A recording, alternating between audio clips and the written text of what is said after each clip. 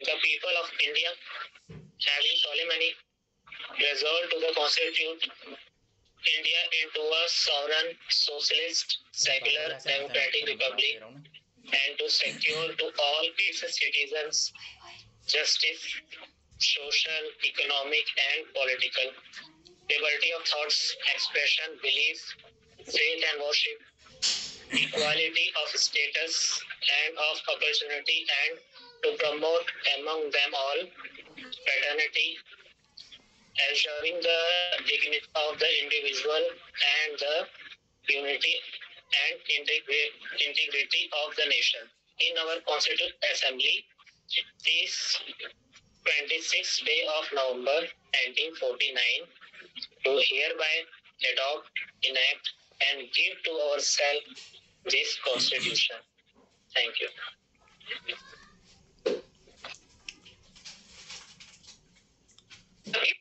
Okay, so start करेंगे. Yes. Okay, so before I start मैं बताना चाहता हूँ कि this is our last class, ठीक है, मेडिटेशन को लेकर के. तो और इसके बाद जो है 2 दिन का गैप रहेगा क्योंकि मैं थोड़ा सा बिजी हूँ, ठीक है. उसके बाद क्या है, प्रज्ञा डिसाइड करेगी कि नेक्स्ट क्लास जो है कब लेनी है या लेनी है नहीं लेनी है, ठीक है. तो आज की जो क्लास है बहुत ज़्यादा सीरियस होने वाली है और बहुत ज़्यादा फ्रूटफुल होने वाली है. तो मैं चाहता हूँ कि आप सब बहुत ध्यान से इसको सुने, जो भी होगा मैं बताऊंगा, ठीक है. और बहुत केयरफुली इसे जो है अपने माइंड में ग्रास्प करके रख लेना, क्योंकि अगर आप इसे ग्रास्प कर लोगे ना जैसा मैं बोल रहा हूँ, तो इससे आपको बहुत ज़्यादा बेनिफिट होने वाला है, ठीक है. तो क्या वो नवदीप कहाँ चले गए? मैं हूँ. क्या यार, कोई किसी का चेहरा दिखता तो मुझे लगता है कि हाँ मैं किसी को तो भी बता रहा हूँ, किसी के चेहरे नहीं दिखते तो ऐसा लगता है मैं खुद ही खुद बोलते चला जा रहा हूँ, ठीक है. सो ऐसा मत होने दो. जो ऑन कर सकते हैं प्लीज ऑन करें. ओके. नहीं ठीक है, एटलीस्ट 1-2 के ऑन रहे, बाकी कोई प्रॉब्लम नहीं है. ऑलराइट, ठीक है. तो जैसा कि आप सब जानते हैं कि फर्स्ट क्लास में मैंने जो बताया था मेडिटेशन कैसे करते हैं वो बताया था. तो देखो, कोई भी किसी के भी माइंड से स्किप ना हो, ठीक है.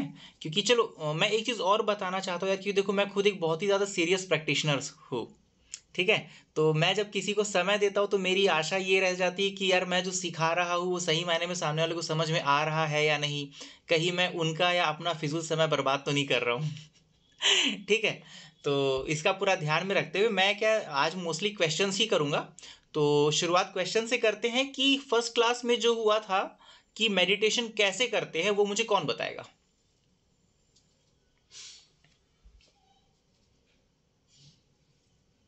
क्या हुआ यार, कोई कुछ नहीं बोल रहा है?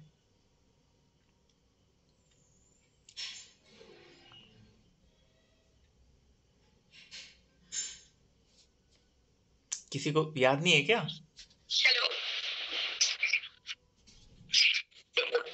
हेलो. हाँ प्रज्ञा बोलो. हेलो. आवाज आ रही है ना? आवाज आ रही है, बताइए. तो आपने मेडिटेशन का जो बताया था उसमें क्या थोड़ा सा मेरा नेटवर्क क्षेत्र से मैं थोड़ा सा वो थी. मतलब उस दिन फर्स्ट डे जो था उससे थोड़ा नेटवर्क इश्यू हो रहा था. ठीक है. फिर भी जो मैं समझ पा रही थी कि जनरली जो बताते हैं मेडिटेशन की जो है वो सांसों पे ध्यान देना है, इस टाइप से जो बताते हैं. और ये बताते हैं कि मतलब सांसों पे ही ध्यान देना है और सांसों को काउंट करना है, इस टाइप से भी बताया जाता है. लेकिन आपने ये बताया कि सांसों पे भी ध्यान वो कैसा, मतलब फर्स्ट क्लास जो थी ना उसमें थोड़ा सा मेरा नेटवर्क थोड़ा सा ठीक नहीं था, तो मुझे तो नहीं पता है. नवदीप का शायद नेटवर्क ठीक था, वो नवदीप अच्छे से बताएगा. ठीक है, नवदीप आप बताइए.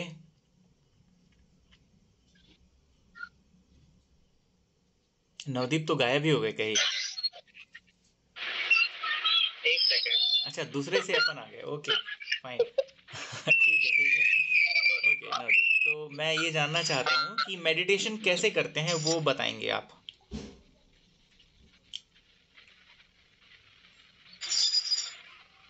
आपने बताया था कि हर चीज मेडिटेशन मतलब जो आनापान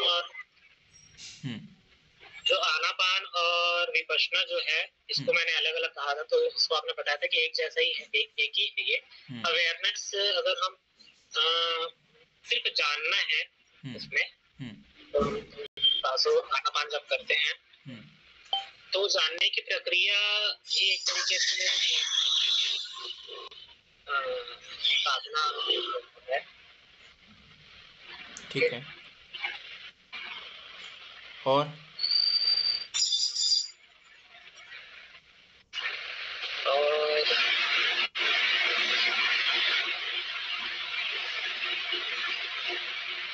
पोस्चर अच्छा होना चाहिए जब मेडिटेशन कर रहे हैं, और आसपास जो है वो क्लाइमेट को देखते हुए मतलब एकदम जो सिटिंग पोजीशन है उसको भी सही से देखना चाहिए, और जो आंखों की जो पुतलियां हैं वो एकदम स्ट्रेट होनी चाहिए। ऐसा कुछ आप बता रहे थे। मेडिटेशन कहते हैं पोस्चर सही होना चाहिए, कंफर्टेबल होना चाहिए जहाँ पे बैठे हैं। पोस्चर वगैरह कहीं दर्द तो नहीं होगा। ओके, कल्पना आप बताइए, आपकी आवाज नहीं आ रही है, आपका म्यूट है, बोलिए। सॉरी सर, आपने बताया कि पहले हम लोगों को पता था कि सांसों पे ध्यान देना होता है, पर आपने बताया कि सांसों को हम महसूस कर सकते हैं, महसूस करें और उनको जाने। ठीक, चलो ठीक। पंकज जी मुझे नए दिख रहे हैं। पंकज जी आपका मतलब वेलकम है। मैं आपसे अनजान हूँ, आप थोड़ा अपना इंट्रोडक्शन दे सकते हैं। सभी को मेरा सप्रेम जय भीम। जी जय भीम। मैं पंकज भट्ट उड़ीसा से, जी और 21 ऑनलाइन बैच का स्टूडेंट हूँ, और मैं एक सामाजिक कार्य करता हूँ। ओके ओके, ठीक पंकज जी अभी कंटिन्यू करते हैं। ओके, क्योंकि समय की थोड़ा सा क्या है, बहुत प्रॉब्लम है, हम ऑलरेडी लेट है।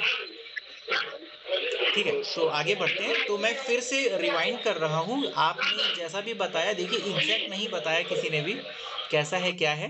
ठीक है, सब अपना अपना माइक जो है म्यूट कर लेंगे, थोड़ा डिस्टरबेंस आ रहा है। ओके, तो जैसा मैंने बताया था कि सबसे पहले आपको स्ट्रेट बैठ जाना है, आपकी बैकबोन पूरी स्ट्रेट होनी चाहिए। ठीक है, स्ट्रेट रहेगी, और आप जो है अपनी ये जो लेफ्ट हैंड होता है, ठीक है, लेफ्ट हैंड के ऊपर अपना ये राइट हैंड रखेंगे ऐसा। ठीक है, पोजीशन यही होगी। ओके, ये हो गया। उसके बाद अपने फेस को एकदम स्ट्रेट रखेंगे, आपकी आई बॉल्स जो है वो एकदम स्ट्रेट सामने फोकस्ड रहेगी। ठीक है, सामने रहेंगी, और आईलिड्स जब क्लोज होंगी आपकी, जब आंखों की जो पलकें हैं वो जब क्लोज हो जाएंगी, तब भी आपकी आई बॉल जो है स्ट्रेट सामने फोकस्ड रहेगी, नीचे नहीं जाएगी। ठीक है, फॉर एग्जाम्पल जब भी क्योंकि हम जब भी क्या गोयंका जी के शिविर में होते हैं खासकर, तो हमको यही बताया जाता है कि सांसों को देखते रहो, है ना, महसूस करते रहो। तो होता क्या है, देखो वहां वो सही ही बोल रहे, वो गलत नहीं बोल रहे कुछ, लेकिन होता क्या है कि हम लोग सांसों पर ध्यान देने लग जाते हैं। ठीक है, एक्चुअल में क्या होता है, सांसों पर ध्यान नहीं देना होता, मतलब हम क्या करते हैं एक्चुअली फोकस सांस में चला जाता है पूरा। तो इससे क्या होता है, हमारी जो आंखों की जो बॉल्स होती है ना, आई बॉल्स, वो पूरी जो है ना डाउन होकर के इस डायरेक्शन में चले जाती है, नाक की डायरेक्शन में। ठीक है, और हमारा जो सिर का पोजीशन वो भी झुकने लग जाता है। ठीक, तो ये नहीं करना है। एक्चुअल में यहाँ जब बोला जाता है ना, भगवान ने कहा है कि आने वाली सांस और जाने वाली सांस को जानना है, केवल क्या करना है, जानना है, ऑब्जर्व करना है। ठीक है, क्योंकि क्या होता है, हमारा जो बॉडी ऑलरेडी बहुत स्टिल है, रिलैक्स पोजीशन में है। ठीक है, अब उसके बाद सारा खेल किसका है, माइंड का है ना। बॉडी को तो हमने रिलैक्स कर दिया, अब हमारी जो 5 इंद्रियां है ना, इसमें से आंख बंद है, ठीक है, नाक चल रही है, ठीक है, मुंह भी बंद है, कान खुला है, और बॉडी जो है स्पर्श वो तो स्टिल है, और मन तो क्या है, इसमें ना 3 चीजें जो है वो काम कर रही होती है। क्या, कान काम कर रहा होता है, नाक काम कर रही होती है, और हमारा मन काम कर रहा है। तो बाकी 3 चीजें जो है वो स्टिलनेस में चले जाती है, रिलैक्स पोजीशन में चले जाती है। तो जब हम ध्यान लगाते हैं तो सबसे ज्यादा जो परेशान करने वाला चीज होता है वो हमारा मन ही होता है, और कुछ नहीं होता।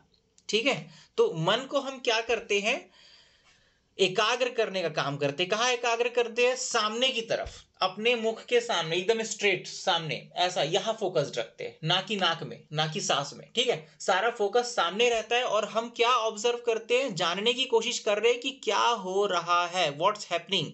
ठीक है, तो क्या हो रहा है, हमको उस समय कुछ कुछ और ऑब्जर्व नहीं हो सकता है सिवाय सांसों के, ठीक है, क्योंकि हलचल कहाँ हो रही है, शरीर जो है वो तो रिलैक्स पोजीशन में है ना, ठीक है। अब यहाँ पर हलचल सिर्फ दो ही जगह हो रही है, एक तो शरीर में जो है सांसों का आवागमन हो रहा है, दूसरा हमारे मन में हलचल हो रही है। तो मन में क्या होता है, विचार उत्पन्न होते हैं, कई तरह के विचार उत्पन्न होते हैं, ठीक है।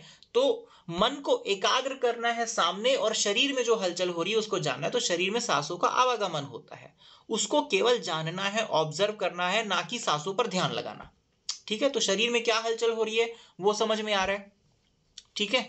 तो ऐसा ही मेडिटेशन किया जाता है, किसी और दूसरे तरीके से नहीं किया जाता। अब मेडिटेशन आपका सही तरीके से कब होगा और एकाग्र चित्त कैसे होगा, तो उसका पॉइंट ये है कि आपको अपने मन के राग द्वेष मोह को काटते हुए ये चीज करनी है, ठीक है। अब ये राग द्वेष मोह आप खुद से तो काट नहीं सकते ना, तो कटेगा कैसे, ये खुद ब खुद कटता चले जाता है। कैसे, जब हम पूरी तरह से सामने फोकस्ड होते हैं, मतलब आपने एक मान के चलिए कि आपके आंखों के सामने कोई सब्जेक्ट है, हालांकि कुछ है नहीं, वॉइड है, ठीक है, लेकिन आपका सारा ध्यान सामने है, ठीक है। तो इससे क्या होगा, जब आप फुल्ली कॉन्सेंट्रेटेड रहेंगे ना सामने की तरफ, तो राग द्वेष मोह धीरे धीरे कटता चला जाता है, और जो चित्त है, मन धीरे धीरे शांत होता जाता है, शांत होता जाता है, शांत होता जाता है, ठीक है। अब क्या होता है कि जो हमारा मन होता है, ठीक है, इसमें 5 तरह के जो है ख्याल हमारे मन में आते हैं। जो 5 बाधाएं मैंने बताई थी, कौन कौन सी बताई थी नवदीप, बाधाएं बताइए।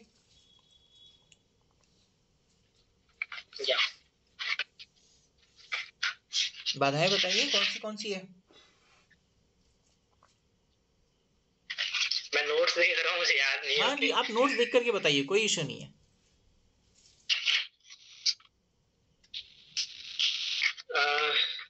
काम, छंद, व्यापार, आलस्य और डाउट, और एक मैंने लिखा नहीं है, लिखिए वहां पे, रेस्टलेस माइंड।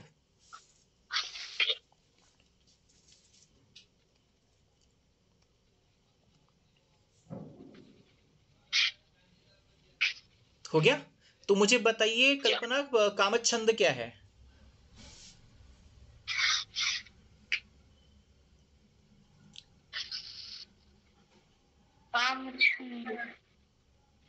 कामचंद सर कि अपने मन को मतलब क्या बोलते हैं, भटकने नहीं दें, और जो भी आपकी अंदर की जो इच्छाएं हैं उनको मतलब गलत तरीके से यूज ना करें। नवदीप क्या है कामचंद? इंद्रियों का जो स्वभाव है, हाँ, उसको आपने ऐसा बताया था। जितनी भी हमारी इंद्रियां हैं उसका जो स्वभाव है, उसको लेकर के जो बताया था आपने। बताइए क्या बताया था।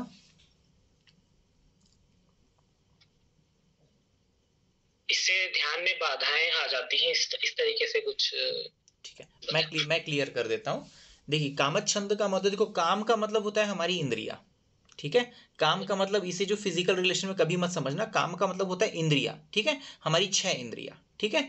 तो ये जो 6 इंद्रिया होती है ना, ये संसार में रस ले रही है। कैसा रस का मतलब होता है मजा लूटना, ठीक है। फॉर एग्जाम्पल हम लोग मूवी देखने जाते हैं, क्यों? क्योंकि हमारी आंखों को बड़ा सुख मिलता है, इसलिए हम मूवीज देखते हैं, ठीक है। मोबाइल में, फेसबुक में, इंस्टाग्राम में रील्स देखते हैं, क्यों? क्योंकि आंखों को सुख मिलता है, ठीक है। शादी में डीजे के गानों में खूब थिरकते हैं, क्यों? क्योंकि कानों को सुख मिलता है, ठीक है।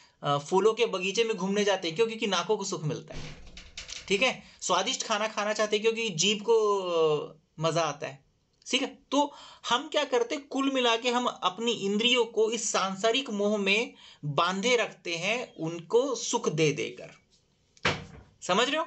सो दैट इज कॉल्ड कामच्छंद। तो क्या होता है, अब बचपन से लेकर के अभी तक हमने क्या किया, अपने इंद्रियों को जो है रस देते रहे, ठीक है। बहुत सुख में मतलब भिगोते रहे, बहुत खूब गोता लगाता रहा हमारा जो ये 5-6 सेंस ऑर्गन है ना, ये खूब गोता लगाया है अभी तक।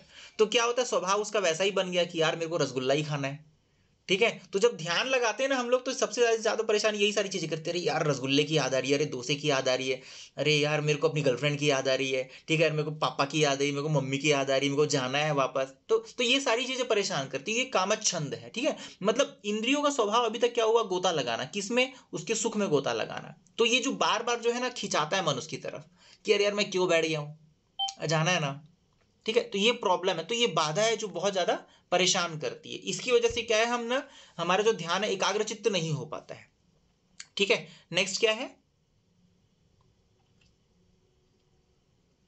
व्यापाद। व्यापाद। व्यापाद का मतलब होता है द्वेष की भावना, ठीक है। तो क्या होता है जब हम ध्यान लगाते हैं ना, तो ध्यान लगाते वक्त क्या हमारे मन में कई तरह के विचार आते हैं। देखो सारा खेल यहाँ पर विचारों का है, विचार किस तरह के आ रहे हैं, क्योंकि मन का काम क्या है, विचार करना, सोचना, ये उसका स्वभाव है। हम उसके स्वभाव को नहीं बदल सकते। एक चीज हमको हमेशा याद रखना है कि हम संसार में किसी भी चीज के स्वभाव को नहीं बदल सकते। अगर हमको बदलना है तो खुद को बदलना है। तो मन का भी अपना स्वभाव है, क्या स्वभाव है, विचार करना, सोचना, ठीक है। बुद्ध को निर्वाण प्राप्त हो गया, सम्मा संबोधि प्राप्त हो गई, लेकिन वो भी सोचते थे, उनके मन में भी विचार आते थे। विचार आना कभी बंद नहीं होता, क्यों, क्योंकि ये मन का स्वभाव है। तो हमको कभी भी ना प्रकृति के अगेंस्ट नहीं जाना है, ठीक है। अरहत हो गए, सम्यक समुद्ध हो गए, इसका मतलब ये नहीं कि आपके मन में विचार आना भी बंद हो जाएंगे, ठीक है। तो मन का स्वभाव है सोचना, तो वो सोचेगा ही सोचेगा, लेकिन क्या सोचेगा, ठीक है। तो हमको क्या करना है, उसके मतलब जो मूल स्वभाव में, जो एक्चुअल में एकाग्र चित्त होना है, उसमें आना है, ठीक है। मतलब रस जो लेता रहा है अभी तक, है ना, उससे कटना है, उसको काटने का काम करना है अभी, ठीक है। अभी तक क्या है, मिथ्या में फंसा रहा, ठीक है, झूठ में फंसा रहा, झूठी दुनिया में फंसा रहा, अब उसको सत्य की तरफ लाना है, ठीक है। तो यही काम होता है। तो ये 5 बाधाओं को बहुत गंभीरता से समझना, क्योंकि आखिरी बार समझा रहा हूं ठीक है। तो ठीक है, व्यापाद का मतलब वो यही होता है कि विचारों के थ्रू हमें ऐसे ऐसे विचार आते हैं, जैसे हम किसी से नफरत करते हैं, ऐसे विचार आना, ठीक है। किसी को मारने का विचार आना, किसी से के गुस्से का विचार आना। मतलब मान लो आज दिन भर ध्यान लगाया, मतलब दिन भर किसी से लड़ाई करी, अब ध्यान लगाने का तो फिर वही बार बार माइंड में रिवॉल्व हो रहा है कि अरे यार आज इससे झगड़ा हो गया, है ना। तो ये व्यापाद है, द्वेष की भावना है, ठीक है। नेक्स्ट क्या है नवदीप,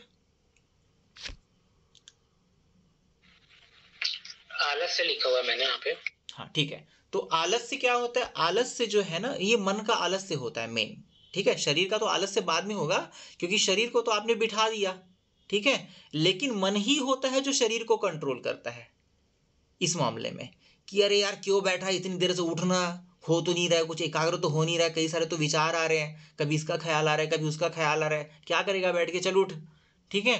तो ये आलस्य होता है, मतलब करना नहीं चाहता उस चीज को, वो उसको इच्छा नहीं होती है, अरे यार बाद में करेंगे, ये वाला विचार आना बार बार बार बार, ठीक है। तो ये भी बाधा बनता है हमारे चित्त को एकाग्र करने के लिए, फोकस करने के लिए प्रॉब्लम क्रिएट करता है। और क्या नेक्स्ट,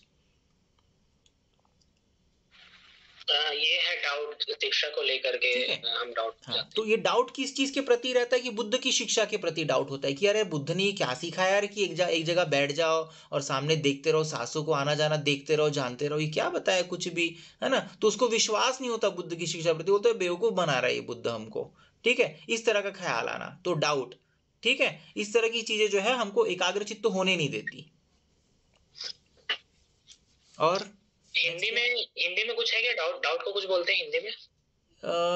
इसका जो है डाउट को विचिकित्सा।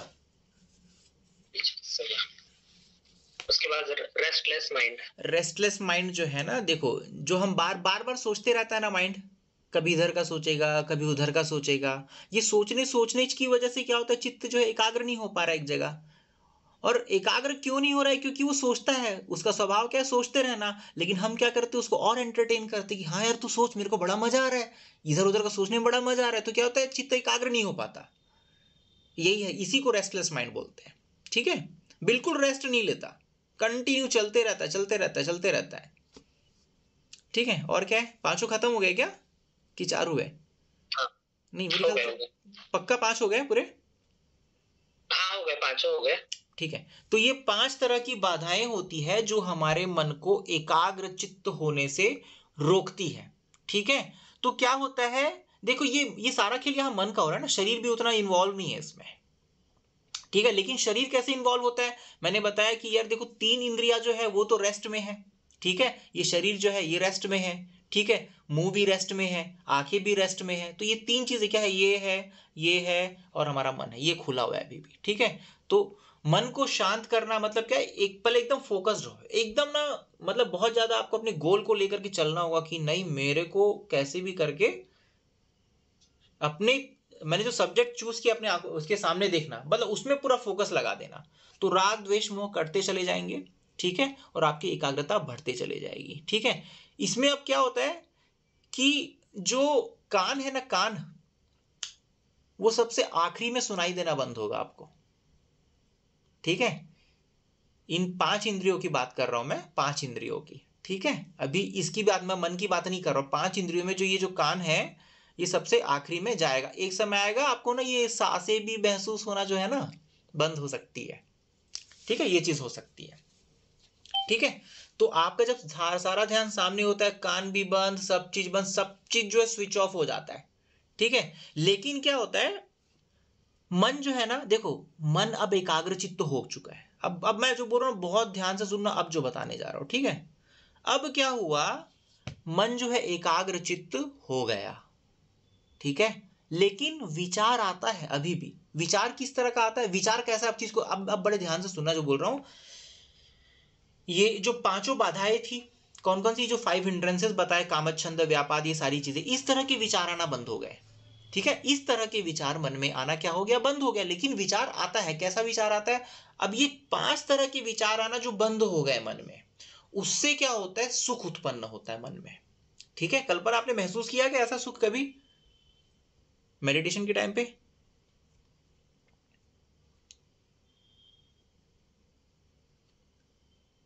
अनम्यूट कर लो, लिस्ट से ही बाहर हो गई, ठीक है। तो क्या होता है कि इसमें जब ये 5 बाधाएं जब शांत हो जाती है ना, खत्म हो जाती है पूरी तरह से, इस तरह के विचार आना बंद हो जाते हैं, तो जो मन है एकदम एकाग्र चित्त होता है, तो उस समय क्या होता है, एक सुख सुख उत्पन्न होता है। इसको बोलते हैं प्रीति सुख, ठीक है। पाली में इसको बोला गया है पीति सुख, संस्कृत में इसका हो जाता है प्रीति सुख, ठीक है। हाँ, कल्पना आ रही है आवाज? हाँ सर, वो हैंग हो गया था फोन, तो आवाज ही नहीं कोई जा बात रही नहीं, थी। बताइए आपने सुख अनुभव किया क्या, ये वाला जो मैं बोल रहा हूँ? सर एक बार महसूस हुआ था, उसके बाद में बताइए नहीं कैसा, हुआ। कैसे महसूस हुआ था, बताओ कैसा महसूस हो रहा था? लग रहा था ना कि जैसे कि यहाँ से महसूस हो रहा था कि इतना है, और बाकी से बॉडी पता ही नहीं चल रही थी कि है कुछ भी। तो नहीं, बिल्कुल जैसे हाँ, मैंने, फिर मुझे लगा है भी कि नहीं, तो मैंने पैर हिलाया तो हाँ महसूस हुआ। फिर ऐसा लग रहा था ना कि मैं सिर्फ और सिर्फ इतने से बैठ, नीचे का पूरा गायब है, ऐसा एक बार महसूस हुआ है। चलो, आपने आपने कहा था कि और आपको क्या एक, तरंगे दिख रही थी? हाँ वो तरंगे तो दिख रही थी, हाँ, वो भी उस तो, उस वो तो समय क्या हर महसूस हो बार रहा था, ये दिखती है। बताओ मुझे, उस समय क्या महसूस हो रहा था? समय मुझे महसूस होता है सर, हाँ सुनाई नहीं देता बिल्कुल भी, और मैं खो जाती हूँ कहीं, ऐसा लगता है मैं कहीं और हूँ, दूसरी जगह पे। अच्छी अच्छी ग्रीन ग्रीन सी और येलो ग्रीन, जैसे 7 कलर दिखते हैं वैसे दिख रहे थे मुझे, रेनबो के से आते हैं और रिंग की टाइप में चले जाते हैं, वैसे दिख रहे थे। ठीक, और सर ऐसा एक दिन ऐसा भी लगा मुझे कि जब मैं एकदम से, मुझे कलर दिख रहे थे और मैं एकदम खो गई थी एकदम, तो वो महसूस यूं हो रहा था कि मैं ना सिर्फ और सिर्फ कहीं और हूँ, मुझे कुछ और दिख रहा है, कुछ अच्छा महसूस हो रहा था, बहुत अच्छा महसूस हो रहा था। ठीक है, मुझे लग मतलब रहा था कि ये वाली आपको दुनिया अच्छा है। महसूस हो रहा था, क्लियर। ऐसा सुख आप क्या बहुत। ऐसे फिजिकल वर्ल्ड में महसूस किया क्या, ऐसा सुख कभी आपने आम लाइफ में अपनी?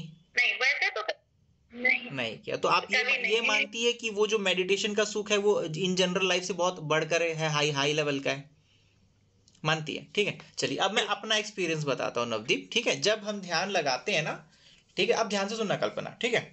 जब हम स्ट्रेट होते हैं तो क्या होता है, धीरे धीरे जो है ना, जब हम बहुत ज्यादा फोकस्ड होते हैं ना सामने की तरफ, तो क्या होता है, हम बॉडी को पूरा रिलैक्स कर चुके हैं। तो जब बॉडी को रिलैक्स करते हैं, धीरे धीरे बैकबोन जो है ना ऐसे झुक जाती है पूरी। लेकिन आपको क्या करना है, उसको सीधा नहीं करना है। जनरली देखो, जैसे जैसे क्या हम गोयंका जी के शिविर में जाते हैं ना, तो गोयंका जी क्या बोलते हैं, कुछ लोगों के सवाल रहते हैं कि वो गुरु जी वो क्या होता है ना, बार बार झुक जाता है, तो गोयंका जी क्या बोलते हैं, उसको सीधा कर लेने का क्या प्रॉब्लम है, ठीक है, सीधा कर लो, वापस वैसे ही बैठ जाओ। लेकिन वो नहीं करना है, क्यों नहीं करना है वो भी बता रहा, क्योंकि इससे क्या होता है, आपका सारा ध्यान का है अपनी बॉडी में, आपका ध्यान सामने नहीं है, ठीक है। तो आपने सारा ध्यान कहाँ कर लिया, बार बार बॉडी में कर लिया कि मेरी बॉडी झुक रही है, मेरे को यहाँ दर्द हो रहा है, वहां दर्द हो रहा है, तो वहां ध्यान नहीं देना है आपको। सारा ध्यान कहाँ देना है, यहाँ देना है। क्या होगा, बॉडी अपने आप झुकेगी, और जब आपका माइंड इस हद तक फोकस्ड हो जाएगा ना, तब आप महसूस करोगे बॉडी अपने आप सीधी हो जाती है। आपको सीधा करने की जरूरत नहीं पड़ती है, अपने आप होता है। ये मैं अपना एक्सपीरियंस बता रहा हूं, ठीक है। अपने आप बैकबोन स्ट्रेट हो जाएगी, आपने कुछ नहीं किया, बैकबोन अपने आप स्ट्रेट हुई है, ठीक है। उसके बाद क्या होगा, बॉडी एकदम शांत है। मतलब आपको लगेगा यार कि क्या हो रहा है, कि आकाश में तो नहीं हूं मैं, ये वाली फीलिंग आने लगेगी, ठीक है। आकाश का तो सफर तय नहीं कर रहा हूं, ये वाली फीलिंग आने लगेगी। एंड फिर धीरे होगा, आंखों के सामने धीरे धीरे जो है प्रकाश आना शुरू होगा, ठीक है। एक अलग सी लाइट्स आपको दिखना शुरू होगी, और फिर क्या होगा, आपके चेहरे में अपने आप स्माइल आएगी, अपने आप। ऐसा हुआ है कल्पना आपके साथ, हुआ ना? तो हाँ, अनम्यूट कर लो, अनम्यूट कर लो। ठीक है। अनम्यूट कर लो। ऐसा हुआ था, हाँ सर, महसूस हो रहा था। स्माइल आई थी अपने आप चेहरे में कि नहीं आई थी? आती है, आती है। आती है ना? बढ़िया लगता है। ऐसा तो नहीं ना कि अपने हाँ। आपको अपनी मर्जी से मुस्कुराया, ऐसा तो नहीं ना, अपने आप आती है ना? नहीं, वो अपने से। मैं एक दिन हाँ, नागपुर में कर रही थी, जब शिविर हुआ था 3 दिन का हम लोगों का। वहां बैठे थे तो कर रहे थे, तो वो एकदम से हंसने लगी, तो हमने सोचा कि सर कहीं ना देख ले, कहे तुमको क्या हो गया, हंसने लग गई। तो हम अपनी हंसी ही रोक ली। फिर हम एकदम से आंखें खुल गई, तो हमने कहा रोक लेते हैं, नहीं तो सर तुम्हें क्या हुआ। ठीक है। तो ऐसा हुआ ऐसा ही था होता सर। है कि क्या होता है, अपने आप चेहरे पे स्माइल आ जाती है। ये स्माइल इसीलिए आती है क्योंकि हम उस सुख को महसूस कर रहे होते हैं, ठीक है। वो सुख इतना आनंदमयी होता है, इतना परम परम आनंद सुख देता है वो, कि अपने आप चेहरा जो है खिलखिलाने लगता है बिना खुद से किए, ठीक है। लेकिन अभी भी क्या चल रहा है, मन में विचार चल रहा है। मन ये सोचता है, अरे मैं सुख को अनुभव कर रहा हूं। मन अभी भी काम कर रहा है ना, वो जान रहा है, और वो विचारता है, बोलता है उस समय भी कि हाँ यार क्या सुख महसूस हो रहा है, क्या लाइट दिख रही है। ये मन बोलता रहता है उस टाइम भी ना, मन का सोचना बंद नहीं होता, लेकिन वो 5 बाधाओं से कट जाता है बुरी तरह से, ठीक है। वैसे वाले विचार से कट जाता है, जो महसूस करता है उसको सोचता है सिर्फ। समझ गए? तो पता है ये कौन सा लेवल था नवदीप, पता है? फर्स्ट लेवल होगा। या एग्जैक्टली तो ये है प्रथम ध्यान की अवस्था, ठीक है। जब 5 बाधाएं खत्म हो जाती है और ये प्रीति सुख हमें अनुभव होता है, लेकिन विचार रहता है मन में, विचार होता है, 5 बाधाओं वाला विचार नहीं होता, लेकिन जो महसूस हो रहा है उसको जानने वाला विचार मन में होता है। तो इसको बोलते हैं प्रथम ध्यान की अवस्था, ठीक है। इसको नोट कर लो। अब इसके बाद बढ़ते हैं दूसरे ध्यान में, ठीक है। तो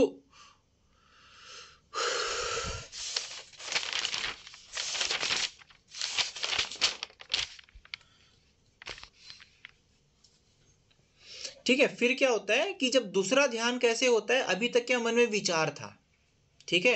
अभी हम जो महसूस हो रहा था हम उसको सोच पा रहे थे, ठीक है। महसूस करे थे, अरे बड़ा सुख महसूस हो रहा है। अब क्या होता है, ये ना तर्क विचार भी ना बंद हो जाता है। जब ये बंद होता है ना, तब प्रीति सुख और बढ़ जाता है, ठीक है। और ज्यादा हाई लेवल का सुख बढ़ जाता है। मतलब फिर अब शब्दों में क्या ही बयां करोगे, ये वाली बात हो गई यहाँ पर, ठीक है। ऐसा सुख अनुभव होने लगता है। इसको बोलते हैं दूसरा ध्यान, दूसरे ध्यान की अवस्था,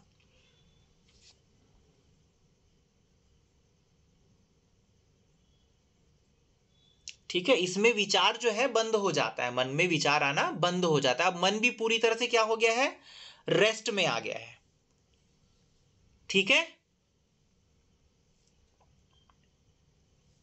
अब आते हैं तीसरे ध्यान की तरफ। तो तीसरे ध्यान में क्या होता है, अभी तक जो प्रीति सुख, हाँ, हाँ बोलो। सेकंड को एक बार और। हाँ, सेकंड ध्यान में क्या होता है, जो हमें जो विचार जो था ना वो बंद हो जाता है, और जो हम तर्क भी करते हैं ना, देखो प्रथम ध्यान में भी क्या होता है, हम तर्क भी कर रहे होते हैं उस समय, ठीक है। तार्किक मन उस समय भी होता है और विचार युक्त मन भी होता है, लेकिन वो 5 बाधाओं वाला नहीं होता, ठीक है। तो इस समय तर्क भी करता है और विचार भी करता है, लेकिन उसी एकाग्र चित्त होकर के करता है जो भी करता है। ठीक है। और दूसरे ध्यान में क्या होता है कि विचार और वितर्क दोनों ही बंद हो जाते हैं। अब वो वाला सुप्रीति सुख को अनुभव करता है जिसमें क्या है, विचार नहीं है और वितर्क भी नहीं है। मतलब मन अब पूरी तरह से शांत है, कुछ नहीं सोच रहा है, पूरी तरह से शांत, कोई विचार नहीं है उसके में।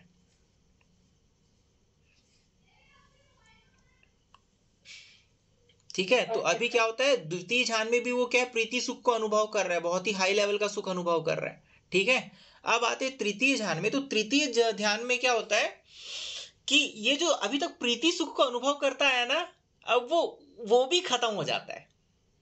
ठीक है। अब प्रीति सुख भी खत्म हो जाता है, वो उससे भी ज्यादा हाई लेवल की एकाग्रता को, मतलब बहुत ज्यादा एकाग्र चित्त हो जाता है मन ना, उस एकाग्रता को में रह करके वो रहता है, मतलब इस एकाग्रता को ही महसूस करता है फिर वो, मतलब बहुत ज्यादा एकाग्र चित्त होता है। प्रीति सुख भी खत्म हो जाता है यहाँ पे, अब कोई सुख नहीं है यहाँ पे। ठीक है। चित्त एकाग्र है।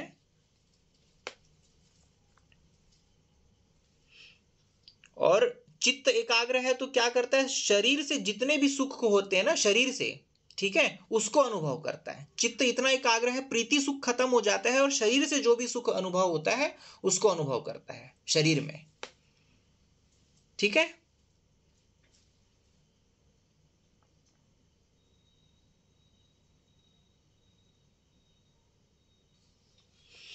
इसके बाद आते हैं चतुर्थ ध्यान में। चतुर्थ ध्यान में क्या होता है, न सुख होता है न दुख होता है, पूरी तरह से अब खाली है, सिर्फ एकाग्रता है और उस एकाग्रता को ही वो, एकाग्रता में ही विहार करता है, एकाग्रता में ही रहता है। ठीक है। यहां पर चतुर्थ ध्यान में सुख भी खत्म हो गया, दुख भी खत्म हो गया, सब खत्म हो गया। अब है सिर्फ और सिर्फ क्या, एकाग्रता ही एकाग्रता है।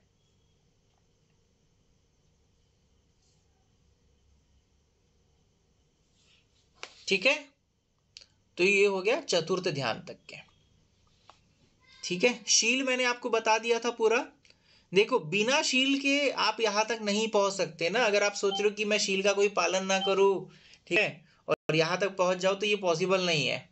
ठीक है। शायद पहुंच भी जाओ लेकिन वो आर्य समाधि नहीं होगी, इस चीज का हमेशा ध्यान रखना। जो आर्य समाधि होती है ना, वो बिना शील के जो है नहीं पहुंच पाते।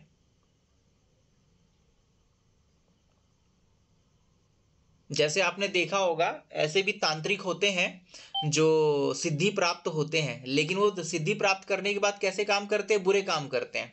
ठीक है।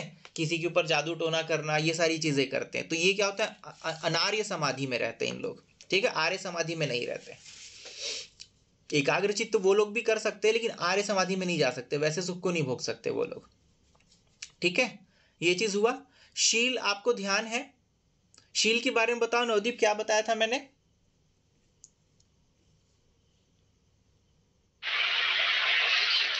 पांच शील बताए थे।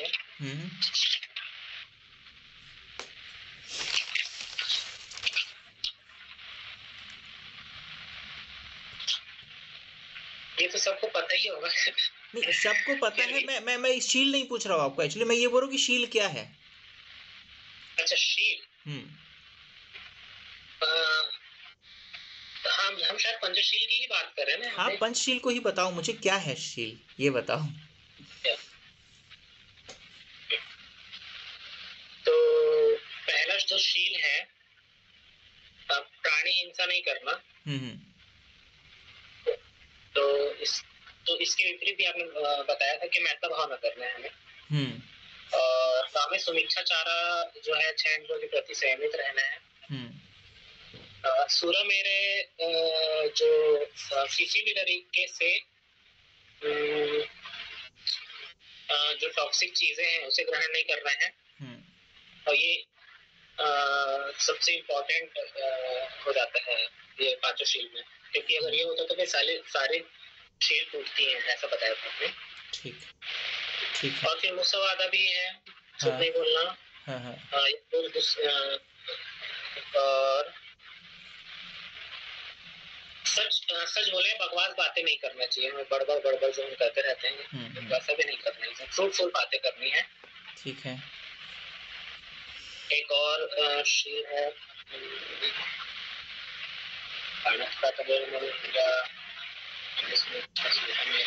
ये कौन सा बच्चा है?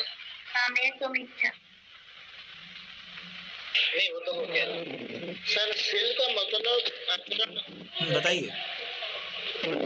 सील का मतलब आचरण। गुड। देखो पंकज जी ने बहुत सही बताया, आचरण। ठीक है, तो अभी अब नवदीप जो आप बता रहे ना, ये नियम के रूप में बता रहे। देखो शील जो है ना, नियम नहीं है। ठीक है, अगर आप नियम के रूप में इसे लोगे तो हमेशा कहीं ना कहीं से टूटेगा। ये बिल्कुल ऐसा ही है कि देखो हमारे संविधान में बहुत सारे कानून बनाए गए हैं, ठीक है, लेकिन कानून को तोड़ने वाले लोग तोड़ ही देते हैं, वो रास्ता ढूंढ लेते हैं। ठीक है, क्यों? क्योंकि देखो कानून तो देश में सही बना, ठीक है, लेकिन लोगों ने अच्छे आचरण को अपनाया नहीं, ठीक है, समझे नहीं, उसके फायदे को नहीं समझे, उसके बेनिफिट को नहीं समझे, तो क्या हुआ, वो तोड़ने की तरफ चले गए। ठीक है, देखो देश कभी भी किसी देश का कानून बनाया जाता है ना, उस देश की परिस्थिति के अनुसार बनाया जाता है कि देश की परिस्थितियां क्या है ना, उनके लोगों की परिस्थितियां क्या है, उनके हिसाब से कानून बनाया जाता है। लेकिन क्या होता है, जो करप्ट लोग होते हैं, है ना, उनके लिए जब बाधा होती है तो वो तोड़ने पे लग जाते हैं, क्योंकि उन्होंने कानून के फायदे को मतलब समझा ही नहीं, इसलिए वो तोड़ने लग जाते हैं। तो इसी तरह शील का भी ये फंडा है। ठीक है, अगर आप शील को नियम की तरह लोगे ना, तो आप अपने फायदे के लिए शील को तोड़ना शुरू करोगे। ठीक है, वो भी कौन सा फायदा? सांसारिक फायदा, जो कि क्षणिक है, कुछ समय के लिए, बाद में आपको दुखी दुख होना है। ठीक है, उस फायदे के लिए हम लोग शील तोड़ने लगते हैं। तो शील कैसे पालन होता है, कैसे वो बाय डिफॉल्ट नेचर में आ जाता है, ठीक है, उसको अभी मैं समझाता हूं, उसको ध्यान से सुनना समझना। ये आखिरी चैप्टर है, इसको बोलते हैं प्रज्ञा का चैप्टर। ठीक है, प्रज्ञा है ना प्रज्ञा है। ठीक है, तो देखते हैं कि जो प्रज्ञा के पार्ट में जो सबसे पहले आता है ना, सम्यक दृष्टि आता है। ठीक है, तो सम्यक दृष्टि क्या है और कोई व्यक्ति कैसे सम्यक दृष्टि से जो है परिपूर्ण होता है ना, और कैसे जो है वो डिवोटेड होता है धम्म के प्रति, है ना, और कैसे सद्धम्म को प्राप्त होता है। ठीक है, क्या क्या कहा मैंने कि कैसे व्यक्ति जो है सम्यक दृष्टि जो है अपने आप में उत्पन्न करता है, ठीक है, कैसे धम्म के प्रति डिवोटेड होता है और कैसे सद्धम्म को प्राप्त होता है। ठीक है, तो इसमें क्या बता रहे भगवान कि वो अकुशल को जानता है, मतलब बुराई को जानता है। ठीक है, कि ये बुरा है। ठीक है, अकुशल कर्म को जानता है कि ऐसा करने से ये नुकसान होगा, ऐसा करने से ये नुकसान होगा। तो अकुशल को बोल रहे हैं कि बुराई को जानता है। ठीक है, अकुशल पहला पॉइंट लिखो, अकुशल। ठीक है, अकुशल को जानता है। अकुशल को जानने से सम्यक दृष्टि होता है। ठीक है, मतलब वो सही धारणा उत्पन्न करता है अपने मन में। ठीक है, मतलब गलत को जानता है। ठीक है, और फिर बोलते हैं अकुशल के मूल को जानता है, मतलब उसके मूल स्वभाव को जानता है कि किस कारण की वजह से कोई व्यक्ति अकुशल होता है। ठीक है, किसी में बुराई क्यों आती, किस कारण की वजह से बुराई जो है हमारे मन में आती है। ठीक है, तो अकुशल को जानता है, बुराई को जानता है और बुराई के कारण को जानता है, बुराई के मूल को जानता है। ठीक है, समझे? और फिर बोलते हैं कि कुशल को जानता है, यानी कि भलाई को जानता है, अच्छे काम को जानता है, अच्छे कर्म को जानता है। ठीक है, और कुशल के मूल को जानता है। ठीक है, तो ये चारों को जानने की वजह से कोई व्यक्ति सम्यक दृष्टि होता है, मतलब सही धारणा वाला होता है। अगर ये चारों को नहीं जानता तो वो सम्यक दृष्टि उसमें उत्पन्न नहीं होती। ठीक है, तो चलो जानते हैं क्या है अकुशल। ठीक है, अकुशल क्या है? तो देखो अकुशल में बहुत सारे जो है वो शील ही आते हैं। ठीक है, जैसे कि पाणातिपाता, ठीक है, यानी कि प्राणी हिंसा करना, ये क्या है? अकुशल है। ठीक है, जब आप किसी प्राणी की हत्या करते हो तो उसका किसी न किसी रूप में आपको जो है फल परिणाम भुगतना पड़ता है। तो जो व्यक्ति इसको जानता है, अच्छे से समझता है, ठीक है, जानता है ना, देखो जानने का मतलब क्या होता है पता है? जानने का मतलब होता है वो व्यक्ति अनुभवी है, उस चीज को अनुभव किया है उसने, तभी वो सम्यक दृष्टि है। ठीक है, तभी सम्यक दृष्टि को प्राप्त है। ठीक है, वरना लोग सिर्फ मानते कि हाँ यार किसी की हत्या करेंगे तो कभी ना कभी हमको किसी ना किसी जन्म में उसका फल भुगतना पड़ेगा। वो व्यक्ति मान रहा है, वो जान नहीं रहा है, वो अपनी मानसिकता को वैसा बनाने का, निर्माण करने की कोशिश कर रहा है। ठीक है, लेकिन इसे उदाहरण के तौर पे समझो कि अगर आपने रास्ते में आपकी चौक में कभी किसी दूसरे लड़के से लड़ाई हो गई, ठीक है, आप उसे मारने लगे, तो क्या होगा? आसपास के लोग जो है पुलिस कंप्लेंट कर देंगे, पुलिस को बुलाएंगे, फिर पुलिस क्या करेगी? आपको पकड़ के आपको डंडा मारेगी। ठीक है, तो कर्म का फल मिला कि नहीं, वही के वही मिला ना। तो यहाँ पर क्या होता है, व्यक्ति जो है सम्यक दृष्टि होता है कि हाँ भाई ये बुराई है, इसको करूंगा तो मुझे भी उसका जो है परिणाम भुगतना पड़ेगा। ठीक है, ये अकुशल हुआ। ठीक है, अब अकुशल का मूल क्या है? ठीक है, तो सड़क पे खड़े थे, किसी लड़के ने मेरे को गाली दी, तो क्या हुआ, मेरे मन में यार द्वेष की भावना उत्पन्न हो गई। ठीक है, कौन सी भावना उत्पन्न हुई? द्वेष की भावना, भड़कने की भावना उत्पन्न हो गई, चिढ़ की भावना उत्पन्न हो गई, तो मैंने उसे मार दिया। ठीक है, मैंने उसको मारा तो क्या, क्योंकि अब देखो कारण क्या बताया यहाँ पे, कारण बताया द्वेष। ठीक है, द्वेष कारण बताए, तो द्वेष उत्पन्न हुआ, तो तुमने उसको मारा उसकी वजह से नहीं हुआ, तुम्हारे द्वेष की वजह से अब तुमको परिणाम भुगतना पड़ रहा है। ठीक है, तो अकुशल का मूल क्या हुआ? द्वेष हुआ यहाँ पे। ठीक है, राग द्वेष मोह तीनों चीज एक साथ काम करती है, लेकिन ये मत सोचना कि द्वेष आया द्वेष की वजह से हुआ, एक्चुअली तीनों चीज हमेशा एक साथ काम करती है। क्यों? राग का मतलब होता है इच्छा। देखो द्वेष आया, तुरंत राग उत्पन्न हुआ, तुरंत। ठीक है, नैनो सेकंड में राग उत्पन्न होगी, मेरे को इसको मारना है। ठीक है, अब ऐसा क्यों हुआ? क्योंकि मोह था अभी तक। मोह किस चीज का प्रत्यय था? अभिमान, अपने आप मेरे मैं अच्छा हूं, है ना, ये अभिमान था। ठीक है, किसी ने गाली दी तो द्वेष और इच्छा एक साथ उत्पन्न हो गई, मारने की, गुस्से की और मारने की इच्छा एक साथ उत्पन्न हो गई, है ना। तो ये सब भी क्यों हुआ? क्योंकि मोह था, अपने आप के प्रति, अपने आप में अभिमान, अरे मैं श्रेष्ठ, मैं बड़ा। ठीक है, ये रहता है, तो कोई कुछ बोल दिया तो इसको तो मैं छोड़ूंगा नहीं। ठीक है, ये वाला भाव आता है। ठीक है, तो ये राग द्वेष मोह एक साथ काम करते हैं, एक साथ उभरते हैं और फिर घटना घटित होती है, और इसी वजह से आपको परिणाम भुगतना पड़ता है। तो सारे दुखों का जो मूल कारण है क्या है? राग द्वेष मोह है। ठीक है, आपने किसी को मारा वो बात का, लेकिन राग द्वेष मोह की वजह से ही आपको परिणाम भुगतना पड़ता है। क्यों? क्योंकि हम इसमें संयमित नहीं होते।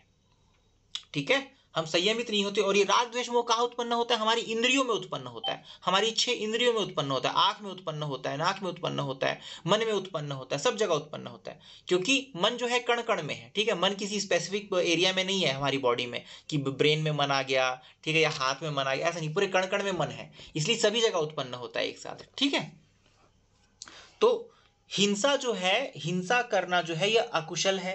ठीक है, चोरी करना अकुशल है। ठीक है, स्त्री संसर्ग में और दुराचार में रहना अकुशल है। ठीक है, किसी की चुगली करना, ठीक है, हम लोग अक्सर चुगली करते हैं। ठीक है, किसी के पीठ पीछे किसी की बुराई करना, ठीक है, ये अकुशल है।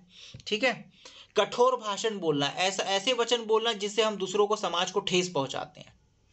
ठीक है, ऐसे वचन बोलना। ठीक है, बकवास करना, 4 दोस्तों के साथ बैठ गए, फिर बकवास गप्पबाजी चालू, समय बर्बाद करना।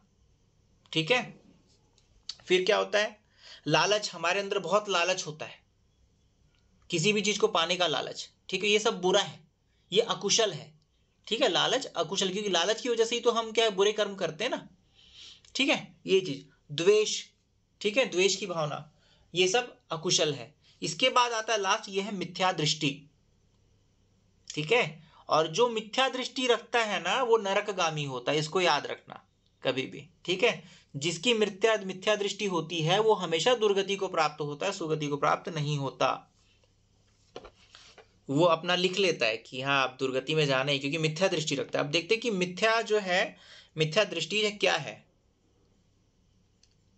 ठीक है, अकुशल समझ में आया क्या क्या है? अकुशल के 10 पॉइंट बताए हैं मैंने, 10 लिखे क्या?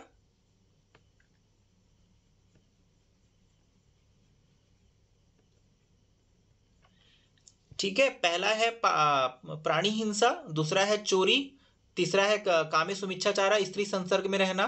ठीक है, चौथा है झूठ बोलना। ठीक है, पांचवा है चुगली करना, छठवा है कठोर भाषण बोलना, सातवां है बकवास करना, आठवां है लालच, नौवा है, सॉरी,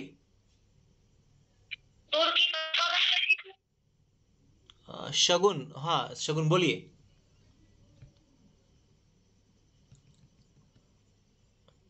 ओके, ठीक है, तो लालच करना, ठीक है, और द्वेष करना, और आखिरी 10वां है वो है मिथ्या दृष्टि। 10 पॉइंट हो गए।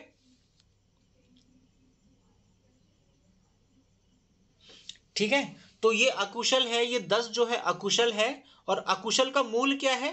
लोभ दोष मोह। इसको लिखो, अकुशल के मूल को लिखो, लोभ दोष मोह।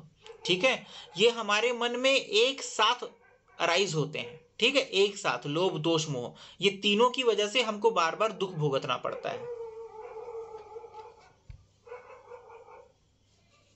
ठीक है, अब देखते हैं कि कुशल क्या है। अकुशल को जान लिया, ठीक है। अब कुशल को देख लेते हैं कि कुशल क्या है। तो कुशल जो है इसी का जस्ट अपोजिट रहेगा, ठीक है। अभी तक जो लिखा ना उसका अपोजिट है। जैसे कि प्राणी हिंसा की है तो क्या करना है, उस प्राणी हिंसा से विरत रहना है, ठीक है। चोरी किया तो चोरी से विरत रहना है, ठीक है। व्यभिचार किया तो व्यभिचार से विरत रहना है, झूठ बोला तो झूठ से विरत रहना है, ठीक है। चुगली से विरत रहना है, ऐसे करके सब चीजों से विरत रहना है। और आखिरी जो मिथ्या दृष्टि था उसका अपोजिट होता है सम्यक दृष्टि होना, ठीक है। तो सम्यक दृष्टि मैंने क्या बताया, जो अकुशल को जानता है, अकुशल के मूल को जानता है, कुशल को जानता है और कुशल के मूल को जानता है। तो कुशल का मूल क्या होगा, अलोभ, अदोष और अमोह, ठीक है। यानी कि मन में राग द्वेष मोह जो है अब नहीं है, इसलिए ये कुशल है, ठीक है।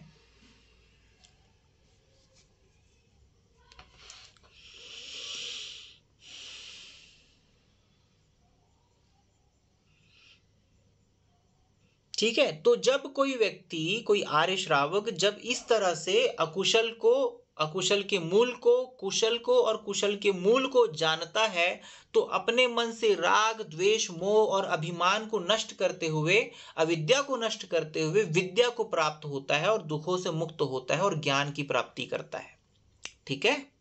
राग द्वेष मोह को काटते हुए वो, और अपने मन के अभिमान को, मैं हूं के अभिमान को काटते हुए अविद्या को नष्ट करता है और विद्या को प्राप्त होता है, ज्ञान को प्राप्त होता है। इस तरह से वो सम्यक दृष्टि होता है, मतलब सही धारणा रखने वाला होता है, गलत धारणा रखने वाला नहीं होता, ठीक है। तो इसके बाद देखते हैं। सर क्या आप एक बार और रिपीट कर सकते हैं? क्या रिपीट करना है? अभी जो बोला वो क्या? तो क्या आप शॉर्ट फॉर्म में दोबारा भी जो, हाँ जी हाँ जी हाँ जी। तो मैं ये बोल रहा था कि देखो, कोई भी व्यक्ति जो मेडिटेटर होता है, आर्य श्रावक होता है ना, जो प्रैक्टिस करता है दुखों से मुक्त होने की, वो कैसे होता है, वो दुखों के दुख क्या है, अकुशल को जानता है, ठीक है। अकुशल को जानता है कि भाई ये जो हिंसा करना है, चोरी करना है, ठीक है, ये सब अकुशल है, तो जानता है, ठीक है। और अकुशल के मूल को जानता है। अकुशल का मूल क्या है, राग द्वेष मोह है, ठीक है। और कुशल को जानता है कि इन सारी चीजों से विरत रहना, ठीक है, ये कुशल है। और कुशल के मूल को क्या जानता है, क्या कि अलोभ अदोष अमोह, ठीक है। जैसे लोभ दोष मोह था, ठीक है, अकुशल का मूल। तो कुशल का मूल क्या होगा, अलोभ अदोष अमोह, अपोजिट हो जाएगा सब, ठीक है। मतलब मन में राग द्वेष मोह नहीं रहता, उस वे से नई चीजों को ग्रहण करता, ठीक है। इससे वो सम्यक दृष्टि होता है और अपने मन के राग द्वेष मोह और मैं की भावना को काट करके, अविद्या को काटते हुए ज्ञान को प्राप्त होता है, दुखों से मुक्त होता है, ठीक है।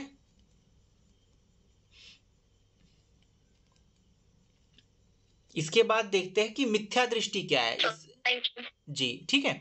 तो इसके बाद देखते हैं कि मिथ्या दृष्टि क्या है, क्योंकि इसमें जो 10वां पॉइंट था लास्ट में वो था मिथ्या दृष्टि। और मैंने जैसा बताया, जो मिथ्या दृष्टि होता है वो दुर्गति को प्राप्त होता है, नरक को प्राप्त होता है, ठीक है। तो इसको बहुत ध्यान से रखना है कि अपने मन से ये जो झूठी धारणाएं है ना, मिथ्या दृष्टि, उसको खत्म करने का काम करना। अब उसके हिसाब से कभी भी आचरण नहीं करना। तो क्या है, पहली मिथ्या दृष्टि क्या है कि लोग कैसे विचार रखते हैं कि दान देने का कोई फल नहीं होता, ठीक है। जैसे कि कल संघर्ष का सवाल था कि वो गरीब लोग आते हैं, है ना, छोटे छोटे बच्चे लोग, वो पैसा मांगते हैं, उनको देना सही है क्या? आजकल सब बिजनेस हो गया है, ठीक है। तो देखो, उन्होंने, अगर कोई ऐसा कर रहा है बिजनेस बनाने के लिए, अगर कोई मांग रहा है, तो देखो सबसे पहले हमें इस चीज को समझना पड़ेगा कि अगर कोई व्यक्ति भीख मांग के पैसा कमा लिया है अच्छा खासा, तो वो भीख मांगना छोड़ देगा, वो डेफिनेटली कोई ना कोई स्टॉल डाल लेगा और अपना बिजनेस चालू कर देगा, क्योंकि भीख मांगना किसी को भी पसंद नहीं होता, ठीक है। तो किसी ना किसी तरीके से किसी ना किसी की मजबूरी होती है। तो हमें उस चीज पर ना जाकर के अपने कर्म की तरफ जाना है कि कैसे हम अपने इस भाव को काट सके और कैसे अपने मन को निर्मल कर सके। उस निर्मल होने के लिए हम जो है दान करते हैं। तो दान करने का फल क्या है वो मैं बताता हूं कि जब हम दान करते हैं किसी को, तो सबसे पहला फल हमें उसी वक्त मिल जाता है कि हम बहुत सुख महसूस करते हैं अंदर में, हमको बहुत अच्छा महसूस होता है कि आज मैंने दान किया। ये पहला फल मिल जाता है उसी वक्त, ठीक है। और बाकी जो फल आगे मिलेगा वो तो आगे मिलेगा, लेकिन उसी वक्त ये फल मिल जाता है कि आप अंदर से बहुत अच्छा महसूस करते हो कि मैंने आज जो है दान किया, ठीक है। ये चीज है, ठीक है। दूसरा क्या है, किसी की मदद करने का कोई प्रतिफल नहीं होता। इंसान ऐसा सोचता है कि अरे यार रास्ते में किसी का एक्सीडेंट हो गया है, छोड़ो ना, क्या करना, निकलो चुपचाप अपना देखते बैठो, तो कभी किसी की मदद नहीं करता। या आप अगर किसी फ्रेंड ने कभी कुछ पैसे उधार मांग ली तो उसकी भी मदद नहीं करता। क्यों? ठीक है, उसको ऐसा लगता है अरे कोई फायदा वायदा नहीं, लोग लूट लेंगे, ये कर लेंगे, इसका कोई फायदा नहीं है, ऐसा सोच के कभी किसी की मदद नहीं करता वो। ठीक है, तो ऐसी धारणा रखना जो है मिथ्या धारणा है, झूठी धारणा है। ठीक है, इसका भी जो है प्रतिफल मिलता है, हमें लोगों की मदद करनी चाहिए। ठीक है, तीसरा क्या है कि किसी भिक्षु को दान करने का कोई फल नहीं होता, ऐसी धारणा रखता है। ठीक है, तो ये भी मिथ्या दृष्टि में आता है।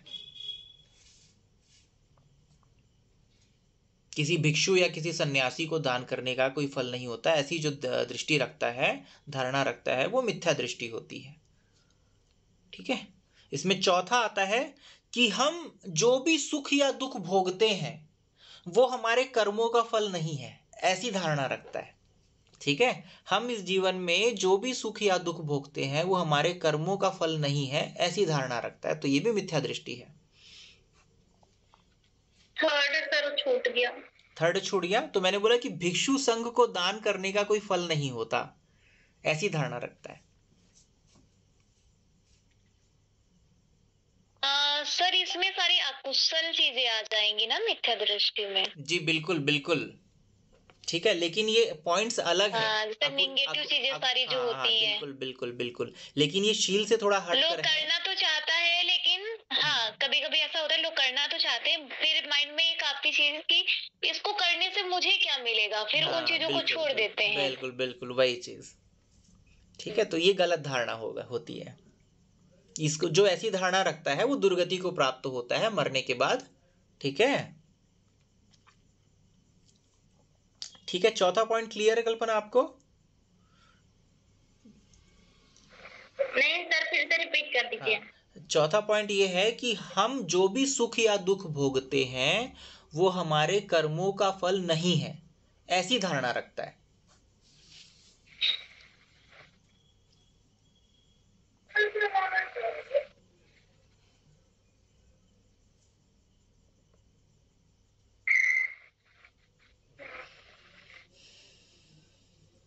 Okay sir.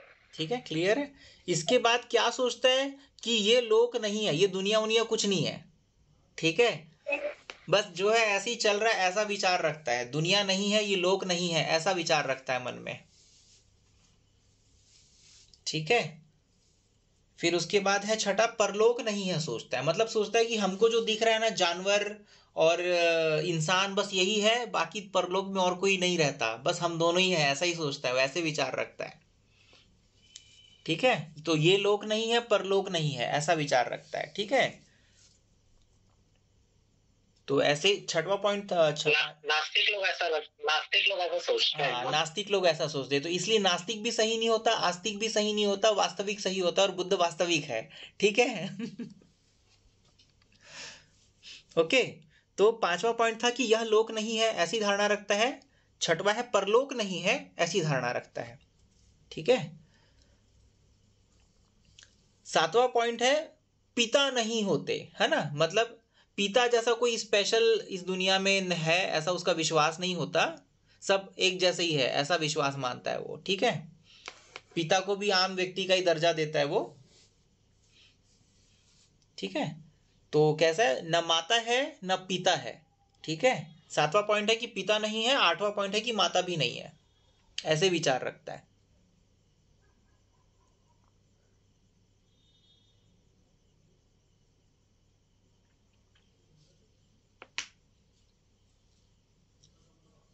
ठीक है, अब नौवां पॉइंट है कि कैसी धारणा रखता है कि ऐसे कोई सत्व, ऐसे कोई प्राणी इस संसार में नहीं होते जो बिना गर्भ के उत्पन्न होते हो। ठीक है, अभी तक हम क्या देखते हैं कि कोई ना कोई जो जानवर है ना, वो गर्भ से ही उत्पन्न होता है ना, पेट से ही उत्पन्न होता हुआ देखा है हमने। ठीक है, कि कोई फीमेल प्रेग्नेंट हो गई, फिर बच्चा पैदा हुआ, तो गर्भ धारण करके ही हमने अभी तक देखा है। तो हमारी धारणा क्या होती है कि सारे जो है प्राणी ऐसे ही होते हैं, लेकिन ऐसा नहीं है। ओपपातिक सत्व बोलते, इसको क्या बोलते, ओपपातिक सत्व। ठीक है, तो ऐसा मानता है कि ऐसा कोई सत्व नहीं है इस संसार में जो बिना गर्भ के उत्पन्न होता हो, ऐसी सोच रखता है।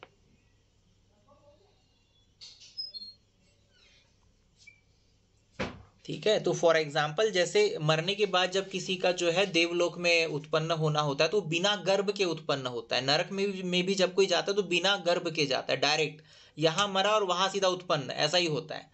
स्वर्ग में भी जो जाता है ऐसा, तो यहाँ मरा सीधा वहां उत्पन्न, ऐसा ही होता है।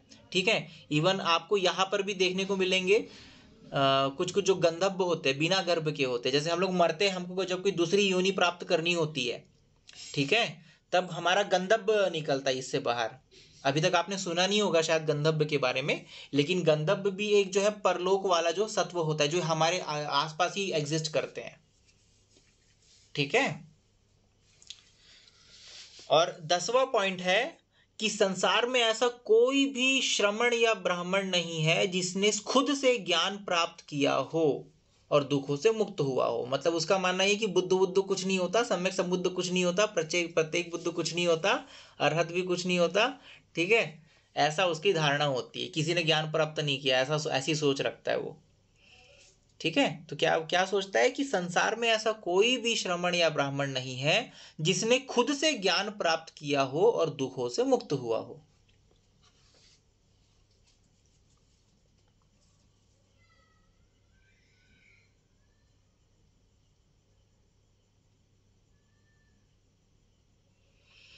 ठीक है, तो इस तरह से जो इस 10 मिथ्या दृष्टि से जो परे होता है, ठीक है, इस 10 मिथ्या दृष्टि के जो विपरीत है, अगेंस्ट है, वो होती है सम्यक दृष्टि। ठीक है, तो कैसी धारणा रखता है सम्यक दृष्टि वाला कि दान करने का फल होता है, ऐसा सोचता है, ऐसी धारणा रखता है। ठीक है, और क्या रखता है कि किसी की मदद करने का भी फल मिलता है। ठीक है, भिक्षु संघ को दान करने का भी फल मिलता है। ठीक है, हम जो भी सुख और दुख इस जीवन में भोग रहे हैं ये हमारे कर्मों का फल है, इसकी ऐसी धारणा रखता है। ठीक है, ये लोक भी है और परलोक भी होता है, ये भी मानता है, माता भी होते हैं, पिता भी होते हैं, ठीक, औपपातिक सत्व भी होते हैं और इस संसार में सम्यक संबुद्ध भी होते हैं, ऐसी धारणा रखता है। तो ये सम्यक दृष्टि होता है ऐसी धारणा रखने से। ठीक है, मतलब मिथ्या दृष्टि के जस्ट अगेंस्ट जाएगा आपका सम्यक दृष्टि, पॉजिटिव हो जाएगा इसका विपरीत। ठीक है, तो ऐसी दृष्टि रख के, ऐसी धारणा रख के व्यक्ति सम्यक दृष्टि होता है और एकाग्र चित्त होकर के, निर्मल होकर के अपने चित्त को, देखो जब चतुर्थ ध्यान क्रॉस कर जाता है ना कोई, जैसे मैंने बताया क्या चतुर्थ ध्यान में क्या होता है, न सुख होता है न दुख होता है, उसके बाद जो है चित्त सिर्फ चित्त को देखता है, तो क्या होता है फिर चित्त को आदेश देता है वो। ठीक है, क्या आदेश देता है कि भाई अब तेरे को ज्ञान प्राप्ति में लगना है, तो क्या क्या देखता है वो। उसके बाद देखो, एक तो उसके बाद साइकिक पावर्स आ जाते हैं उसके बाद। ठीक है, कि वो हवा में उड़ सकता है, जमीन के अंदर जा सकता है, पानी में चल सकता है, इस तरह की रिद्धि बल जो है डेवलप होने लगते हैं। ठीक है, लेकिन रिद्धि बल डेवलप करने के लिए भी चित्त को लगाता है ना, ऐसा नहीं कि बस ध्यान लगा और डेवलप हो गया। कई बार ऐसा होता है कि कुछ कुछ चीजें उसको जो है आभास होने लगती है, लेकिन लगाना पड़ता है चित्त को। ठीक है, रिद्धि बल प्राप्त करने के लिए चित्त को लगाना पड़ता है। ठीक है, दिव्य स्रोत यानी कि कान को इतना स्ट्रांग करना कि देवताओं के साउंड को सुन सके, देवता जो आपस में बात करते वो भी सुन सकता है वो। अभी तक जो आम लोग है वो सुन नहीं सकते, क्यों, क्योंकि उतना जो है हमारा कॉन्शियसनेस जो है उतना डेवलप नहीं हुआ रहता, इसलिए हमको जो बहुत स्थूल तरह के जो साउंड है ना वही हमको सुनाई देते हैं, एकदम सूक्ष्म वाले सुनाई नहीं देते। ठीक है, तो इस हद तक हमारा कॉन्शियस लेवल बढ़ जाता है कि हम उनके भी साउंड को सुन सकते हैं। ठीक है, लेकिन लगाना पड़ता है, ठीक है, चित्त को उसके लिए। फिर परिचित ज्ञान यानी कि दूसरों के मन को पढ़ लेना। ठीक है, जैसे कि अगर मैंने बहुत ज्यादा साइकिक पावर डेवलप कर ली है तो मैं नवदीप के मन को जान सकता हूं कि अभी नवदीप क्या सोच रहा है। इसके लिए एक बहुत अच्छी कहानी बताता हूं मैं। अनाथ पिंडक को सभी जानते हैं। ठीक है, तो अनाथ पिंडक जो है भगवान बुद्ध का बहुत करीबी शिष्य रहा है और गृहस्थ था, बिजनेसमैन था। ठीक है, तो गृहस्थ होते हुए जो अनाथ पिंडक है इतना महादानी है, मतलब इतिहास में उसका नाम रच गया है अभी महादानी के नाम से। ठीक है, क्योंकि वही वो व्यक्ति है जिसने सोने की अशरफियों से पूरे गार्डन को भर दिया था। ठीक है, और वो फिर भगवान के लिए उसने वहां विहार बनाया था, ये चीज है। तो इसलिए उसको हमेशा याद रखा जाता है कि इसके जैसा महादानी कोई नहीं है। तो वो व्यक्ति सोतापन्न था, गृहस्थ होते हुए सोतापन्न था।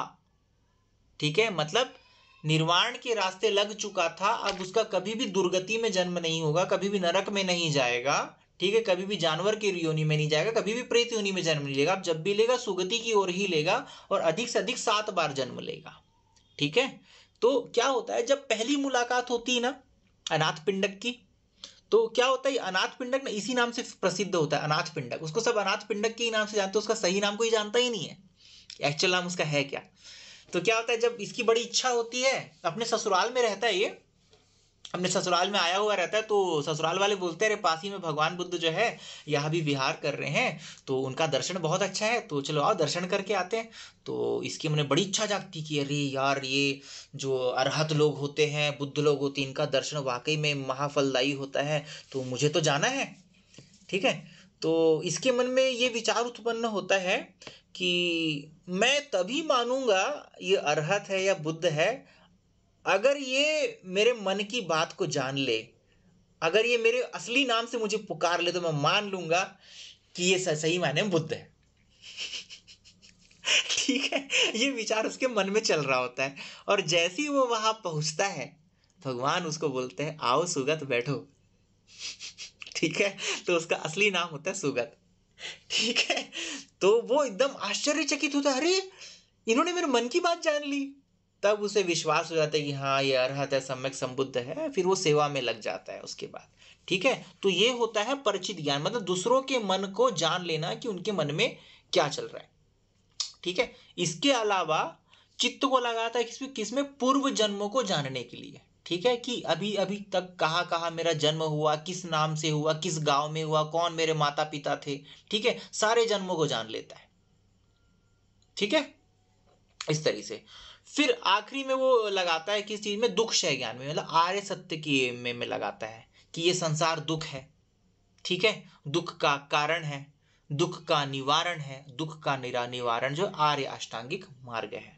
ठीक है, तो अभी तक हमने जो ये 3 क्लास में सीखा, ये आर्य अष्टांग मार्ग को ही सीखा है, कुछ और नहीं सीखा है।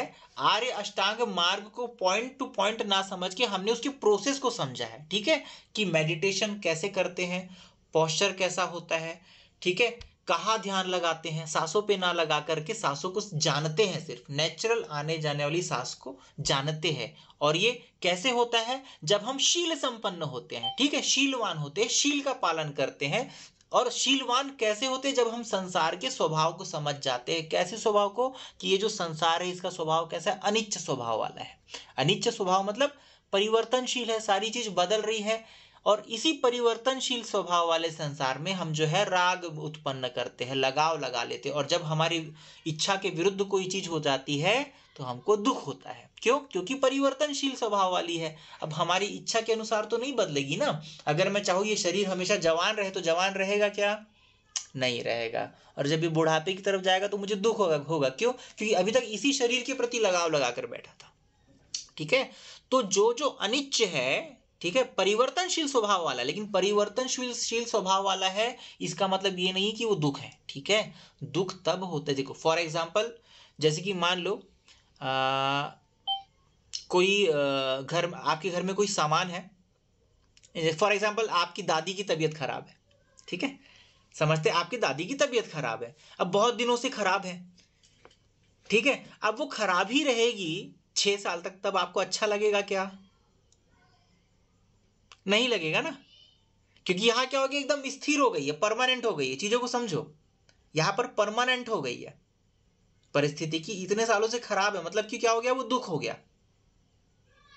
है ना। लेकिन अगर वो ठीक हो जाए, ठीक है, अगर वो ठीक हो जाए अपनी तबीयत से, तो आपको अच्छा महसूस होगा कि बुरा महसूस होगा? अच्छा ही महसूस होगा ना, अच्छा महसूस होगा। तो अभी क्या हुआ, देखो यहाँ परिवर्तन हुआ। दादी की तबीयत खराब थी तो परिवर्तन कैसा हुआ, अच्छा परिवर्तन हुआ। अब दादी की तबीयत ठीक हो गई है तो हमको क्या हो रहा है, सुख महसूस हो रहा है।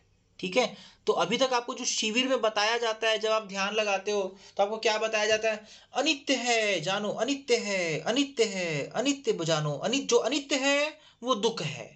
ठीक है, जो अनित्य है वो दुख है। अरे भाई काहे का दुख है, कैसे दुख हो गया? ठीक है, अगर अच्छा चेंज हो रहा है तो दुख थोड़ी ना होगा, वो तो सुख होगा ना। ठीक है, अगर दादी की तबीयत खराब थी, अगर सुधर गई तो सुख हो गया। ठीक है, कोई कुत्ता हमको भौंक भौंक के परेशान कर रहा था, अगर वो चुप हो जाता है तो वो सुख हो गया ना, दुख थोड़ी ना हुआ। तो दुख क्या होता है, जब हम किसी चीज के प्रति लगाव लगा लेते हैं, किसी चीज की बहुत चाहत रखते हैं, ठीक है, और अब क्या होता है, वो हमारे इच्छा के विरुद्ध बदलती है। फॉर एग्जाम्पल, है ना, नवदीप को लगा कि यार मैं तो एकदम बॉबी देओल जैसे दिख रहा हूँ, ठीक है। अब क्या हुआ, 2 साल बाद अरे यार चेहरे में कुछ दाग वाग ज्यादा आ गए तो बोलेगा अरे अरे यार अभी तो मैं अलग ही हीरो दिख रहा हूँ अलग ही एकदम अजय देवगन लगने लग गया अब मैं। तो उसको दुख महसूस होगा, नहीं यार ये गलत हो गया मेरे साथ। तो क्या हुआ, परिवर्तन हुआ। तो कैसा दुख हुआ, जो इच्छा के विरुद्ध हुआ, ऐसा परिवर्तन उसको दुख दे रहा है, ठीक है। तो जब भगवान बोल रहे हैं ना दुख, तो दुख जो है सिर्फ इसको दुख नहीं बोला भगवान ने, ठीक है। जब भगवान दुख की बात कर रहे हैं, जो प्रथम आर्य सत्य है दुख, आपकी क्लास हुई थी ना कल्पना 6 दिन की, दुख आर्य सत्य की, क्या बताए दुख क्या है, बताओ क्या है दुख? दुख और कुछ है क्या? नवदीप आप भी थी क्लास में? कभी कभी ऐसा होता है ना, क्लास तो नहीं हुई थी मेरी शायद, कभी किसी चीज के प्रति हमें अट्रैक्शन हो जाता है, चीज वो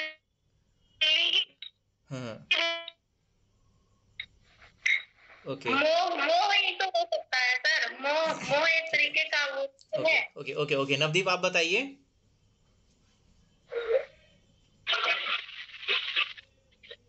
चार आर्य सत्य में दुख एकदम डिटेल में तो नहीं हुआ है क्लास, इसके बारे में किसने लिया था क्लास?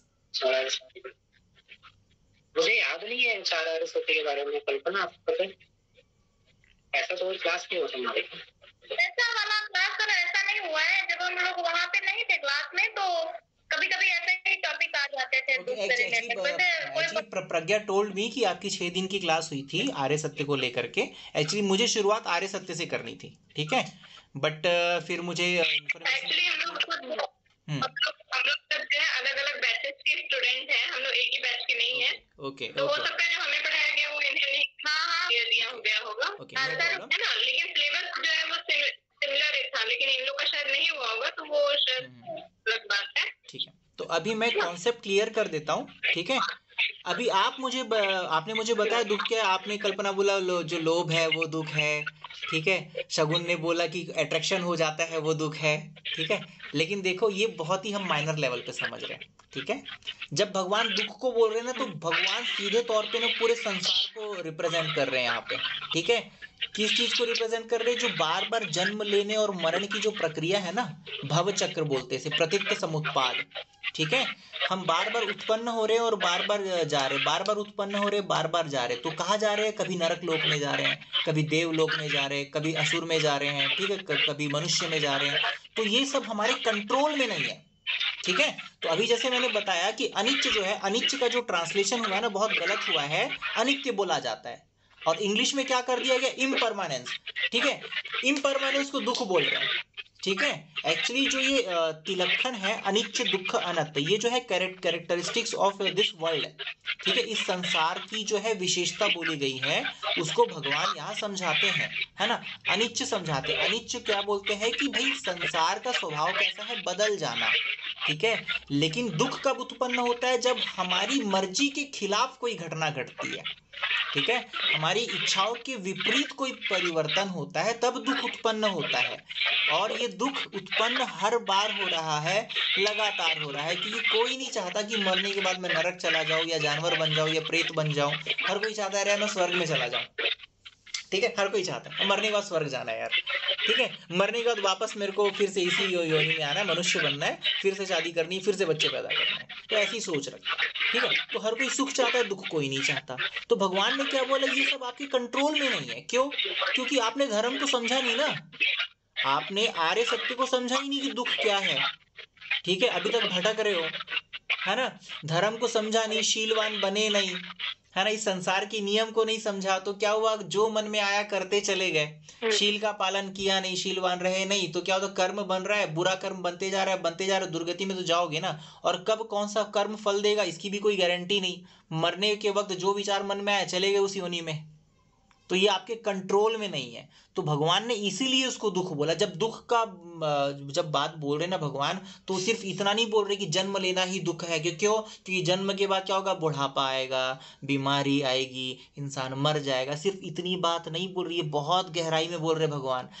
ये तो सिर्फ प्रोसेस हो गया जन्म लेने के बाद, ठीक है, इंसान के लिए है ये। लेकिन इसके बाद की सच्चाई है कि कुछ भी आपके कंट्रोल में नहीं है, ठीक है। कब कहाँ जन्म हो जाएगा ये आपके कंट्रोल में नहीं। तो ये पूरा संसार चक्र ही दुख है, ठीक है। तो एक्चुअल में जब आर्य सत्य में दुख की बात हो रही है ना, तो दुख का जो है रिप्रेजेंट यही कर रहे हैं भगवान, भवचक्र को कर रहे हैं, प्रतित्व समुत्पाद को कर रहे हैं, ठीक है। इसको इसी वे में समझना, सिर्फ इसलिए मत समझना कि जन्म लेना ही दुख है, ठीक है। क्योंकि जन्म लेना तो इंसान सोचे अरे यार अब तो बड़ा होके शादी करूंगा, फिर ऐसा घुमाऊंगा, फिर पैसा कमाऊंगा, बोले उसको सुखी सुख महसूस है, उसको दुख महसूस नहीं होगा। दुख कब महसूस होगा? जब बुढ़ा हो जाएगा, ठीक है, जब तबीयत खराब होगी तब दुख महसूस होना चालू होगा। लेकिन उसको आगे की प्रक्रिया अभी पता नहीं है, क्योंकि संसार में कई तरह के लोग रहते हैं ना। किसी का तो विश्वास ही नहीं है कि परलोक होता है, ठीक है। जैसे साइंटिस्ट लोग आज भी खोज रहे कि कोई परलोक होता है क्या। एलियंस की बात हमेशा करते हैं, जितनी भी मूवीज बनते एलियंस पे ही बनती है, क्योंकि उनका कहीं ना कहीं विश्वास है कि भाई परलोक तो है ना। उन लोग मानते हैं एक्चुअल में कि दूसरा पैरेलल यूनिवर्स है, साइंटिस्ट लोग मानते हैं। लेकिन अभी भी जो यहाँ पे हमारे दुनिया में नास्तिक लोग हैं वो नहीं मानते, ठीक है। साइंटिस्ट लोग भी ये चीज मानते हैं कि हाँ भाई परलोक होता है, खोज कर रहे हैं ना। उन्होंने तो ये भी बता दिया कि एक और पृथ्वी होती है ना, जो यहाँ से काफी वर्षों मतलब लाइट ईयर्स दूर है। हम वहां नहीं पहुंच सकते, लेकिन पहुंचने की कोशिश कर रहे हैं, मार्स में दुनिया बसाने की सोच रहे हैं ठीक है। तो जो मेन जो कैरेक्टरिस्टिक ऑफ वर्ल्ड है ना, दैट इज अनिच्छ दुख अनंत। तो अनंत क्या है कि कुछ भी हमारे कंट्रोल में नहीं है, हम पूरी तरह से हेल्पलेस है यहाँ पे, ठीक है। हेल्पलेस है, हमारे कंट्रोल में नहीं है। इसका मतलब क्या है कि इसमें मैं मेरा जैसे ग्रहण करने योग्य कुछ है ही नहीं। क्योंकि भाई अगर मैं हूं तो मैं अपने आप को कंट्रोल कर पाऊं ना, मैं पावरफुल होना चाहिए ना, ठीक है। लेकिन मैं अपने आप को कंट्रोल नहीं कर पा रहा हूं। देखो ये शरीर में सांस अपने आप आ जा रही है, मेरे कंट्रोल में है क्या? नहीं है ना। अगर मैं चाहूं कि मैं सांस को रोक लूं तो कितनी देर रोक पाऊंगा? ज्यादा देर नहीं रोक सकता, ठीक है। इसके बाद वो खुद फिर अपना स्वभाव ले लेगी, फिर से चालू हो जाएगी, ठीक है। शरीर को बूढ़ा होना मैं नहीं रोक सकता, ठीक है। अब देखो माइकल जैक्सन ने कोशिश करी काले से गोरे होने की, हो गया, लेकिन उसके बाद कितनी बीमारियों को पकड़ लिया ठीक है। तो प्रकृति के खिलाफ आप नहीं जा सकते हैं। तो जैसा है वैसा आपको एक्सेप्ट करना पड़ेगा, वैसा ही जाना पड़ेगा। दैट इज सम्मादिट्ठी, कि इसका जो स्वभाव है उसे वैसा ही जान लेना, यही सम्यक दृष्टि है, ठीक है। जिस चीज का जैसा स्वभाव है उसको वैसा ही जानना, अपने मर्जी के मुताबिक, अपनी सोच के मुताबिक नहीं जानना कि ऐसा है तो मैं ऐसा ही जानूंगा, ऐसा नहीं होता। उसको सही सही जानने के लिए आपको एकाग्र चित्त होना पड़ेगा और चित्त को सही जानने के लिए लगाना पड़ेगा, ठीक है। तो जब व्यक्ति ज्ञान की प्राप्ति में लगता है तो वो क्या जानता है कि ये जो कुछ भी बना है ना यहाँ पे इस संसार में, ये 4 महाभूतों से मिलकर के बना है, ठीक है, ठीक है। और क्या क्या मिलकर के बना है? माइंड और मैटर से मिलकर के बना है। Everything is made up of only mind and matter and nothing else, और कुछ नहीं है इसमें पूरे संसार में, ठीक है। तो भव क्या है? ये जो हमारा शरीर है ये भव है, मन इसमें लग गया है। तो जब कोई व्यक्ति सम्यक दृष्टि होता है ना, कैसे सम्यक दृष्टि होता है? वो ऐसे ही ग्रहण करता है कि ये जो मेरा शरीर है 4 महाभूतों से मिलकर के बना है। कौन कौन सा? ये बहुत स्थूल स्वभाव वाला है, ये जो शरीर है ये बहुत स्थूल है ना, टाइट है, ठीक है। अब इसमें पानी भी है, लिक्विड भी है, हवा भी है, गर्मी भी है अंदर, ठीक है। अब इसको क्या 4 महाभूत को कैसा बोला जाता है? पृथ्वी, वायु, जल, ठीक है, और आग, ऐसा बोला जाता है। लेकिन इसका मतलब ये नहीं कि हमारे शरीर के अंदर ये सारी चीजें हैं। इसके एलिमेंट्स, इसके जो है इसके नेचर को बोला गया है ना, कि जो रक्त है ना, जो रक्त प्रभावित होता है दैट इज जल, ठीक है। जो लिक्विड फॉर्म में जो भी देखने को मिलता है हमारे शरीर में, उसको भगवान जो यहाँ जल से डिनोट कर रहे हैं, ठीक है। जो स्थूल है, जो देखने को मिल रहा है, हम टच कर सकते हैं जिसको, दैट इज अर्थ, ठीक है। ये अर्थ के स्वभाव वाला है। जो गर्मी हम महसूस करते हैं, हीट महसूस करते हैं अपने बॉडी में, दैट इज कॉल्ड तेज, ठीक है, आग। वायु, ऑक्सीजन जो हम ले रहे हैं अंदर फेफड़े में, हमारे ऑक्सीजन तो है ही ना, तो ये वायु है। तो ये सारा जो है क्वालिटी बता रहे भगवान की, इन क्वालिटी से मिलकर के जो है शरीर का निर्माण है, और इसमें हमारा मन जो है लग गया है, ठीक है, चिपकाव हो गया, छोड़ नहीं रहा है। जिसकी वजह से क्या होता है, हम बार बार जन्म लेते रहते हैं। ये शरीर का स्वभाव तो बदलना है, बदल गया, मर भी गया अपने स्वभाव के अनुसार, लेकिन अब क्या हुआ, दूसरे शरीर को ग्रहण करना, ठीक है। तो इसी स्वभाव वाला है। तो अविद्या इसी को बोलते हैं, आर्य सत्य को नहीं जानता, दुख को नहीं जानता, इस भवचक्र को नहीं जानता, प्रतीत्य समुत्पाद को नहीं जानता। प्रतीत्य समुत्पाद जानते हैं आप सब? पंकज आप जानते हैं प्रतीत्य समुत्पाद?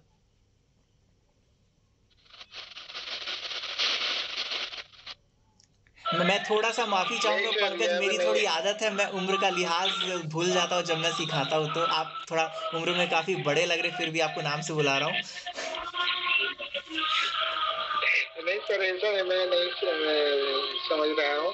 एक्चुअली क्या, मैं पहले जॉब करता था ना, तो उम्र में जितने भी लोग बड़े होते थे तो हम उनका भी नाम लेके बुलाते थे यूनाइटेड किंगडम में, तो वो आदत सी हो गई है बड़ों का भी नाम लेना। बताइए। नाम तो बुलाने के लिए दिया हुआ है ना सर। हाँ, प्रतीत्य समुत्पाद जानते हैं आप? थोड़ा मुझे याद नहीं आ रहा है। मैं थोड़ा ब्रीफ में बता रहा हूँ कि प्रतीत्य समुत्पाद होता है ना, वो ये है कि इस संसार में जो कुछ भी चीजें हैं वो किसी न किसी कारण से है। ठीक है, कोई भी चीज यूं ही नहीं है, किसी न किसी कारण से ही वो चीज एग्जिस्ट करती है इस संसार में। ठीक है, जैसे हमारे मन में जो तृष्णा है, वो तृष्णा के पीछे भी कारण है कि तृष्णा क्यों है। ठीक है, तो ये जो है षडायतन बोलते हैं, सिक्स सेंस ऑर्गन, ये सारी चीजें सब कहीं ना कहीं एक दूसरे से कनेक्टेड रहते हैं। ठीक है, तो इस श्रृंखला को तोड़ना, जब इस श्रृंखला को व्यक्ति तोड़ देता है ना ज्ञान प्राप्ति से, तब वो अरहत होता है।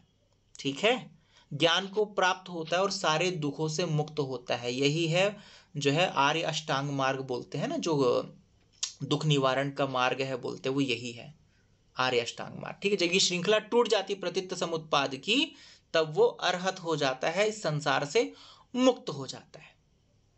ऐसा है। ठीक है, तो जब चित्त को लगाता है, तो चित्त को जब लगाता है तो वो एक ध्यान के वक्त जो है एक मनोमय शरीर का भी निर्माण करता है। ठीक है, जब हम ध्यान की उस चरम सीमा में होते हैं तो हमारे अंदर पावर इतना होता है कि शरीर तो हमारा है ही, लेकिन हम एक माइंड की भी बॉडी बनाते हैं जो बिल्कुल हूबहू शरीर जैसी दिखती है। ठीक है, ये भी एक पावर डेवलप होता है इसमें। ठीक है, अभी क्लियर हो गई सारी चीजें? कोई डाउट है क्या? आवाज आ रही है क्या? हेलो, मुझे तो आ रही है। आ रही है, आ रही है। हाँ, आपने जो बताया प्रतीत्य समुत्पाद जो है वो टूटता है ना? तो ये मुझे समझ में नहीं आया थोड़ा, मतलब प्रतीत्य समुत्पाद का थोड़ा सा क्लास किया था मैंने, तो उसमें बताया गया था कि मतलब डिपेंड होती है, एक चीज से दूसरी चीज डिपेंड होती है। बिल्कुल बिल्कुल, देखो क्या होता है, मैं देखो, हाँ बिल्कुल, एक दूसरे से डिपेंड होती है देखो ना, तो वो टूटती है, इसका मतलब मुझे समझ में नहीं आया। इसके लिए क्या होगा, अगर प्रतीत्य समुत्पाद को सही मायने में समझना है ना, तो ये बहुत बड़ी क्लास होने वाली है क्योंकि प्रतीत्य समुत्पाद को एकदम ब्रीफ में नहीं समझाया जा सकता। जब मैं टूटना है बोल रहा हूँ ना, देखो समझने की कोशिश करो, इसमें 12 श्रृंखला होती है प्रतीत्य समुत्पाद में। ठीक है, जैसे तृष्णा है, अविद्या है, षडायतन है, नाम रूप है, भव है, संस्कार है। ठीक है, तो इसमें ऐसा है कि इसमें अगर एक भी श्रृंखला टूटी ना, तो सबके सब धराशायी हो जाते हैं, क्योंकि सब एक दूसरे पे डिपेंडेंट है। समझ सर में ऐसा तो नहीं है इसमें, ऐसा होता है जैसे कि किसी के प्रति हम फिक्स व्यू बना लेते हैं, वो बाद में वो टूटता है, वैसा कुछ? 6 व्यू समझा नहीं मैं। फिक्स व्यू मींस किसी के प्रति हम एकदम मतलब उसी तरीके से सोचना कि हाँ ये बिल्कुल वैसा ही होगा, जैसे मतलब किसी क्या, जैसे ये प्रीति क्या बोलते हैं सगुन है और इसके बारे में मैं बुरा सोचूं, तो मैं अपने अंदर उसके लिए कि फिक्स व्यू बना ली हूँ कि हाँ ये बहुत बुरी है, तो वो मेरे से वही दिखेगी, ये सामने मेरे जब आएगी तो मुझे ये जो गलत आप तरीके बोल से रहे ही हैं ना, ये 6 व्यू नहीं है। ठीक है, इसको बोलते हैं परसेप्शन, संज्ञा।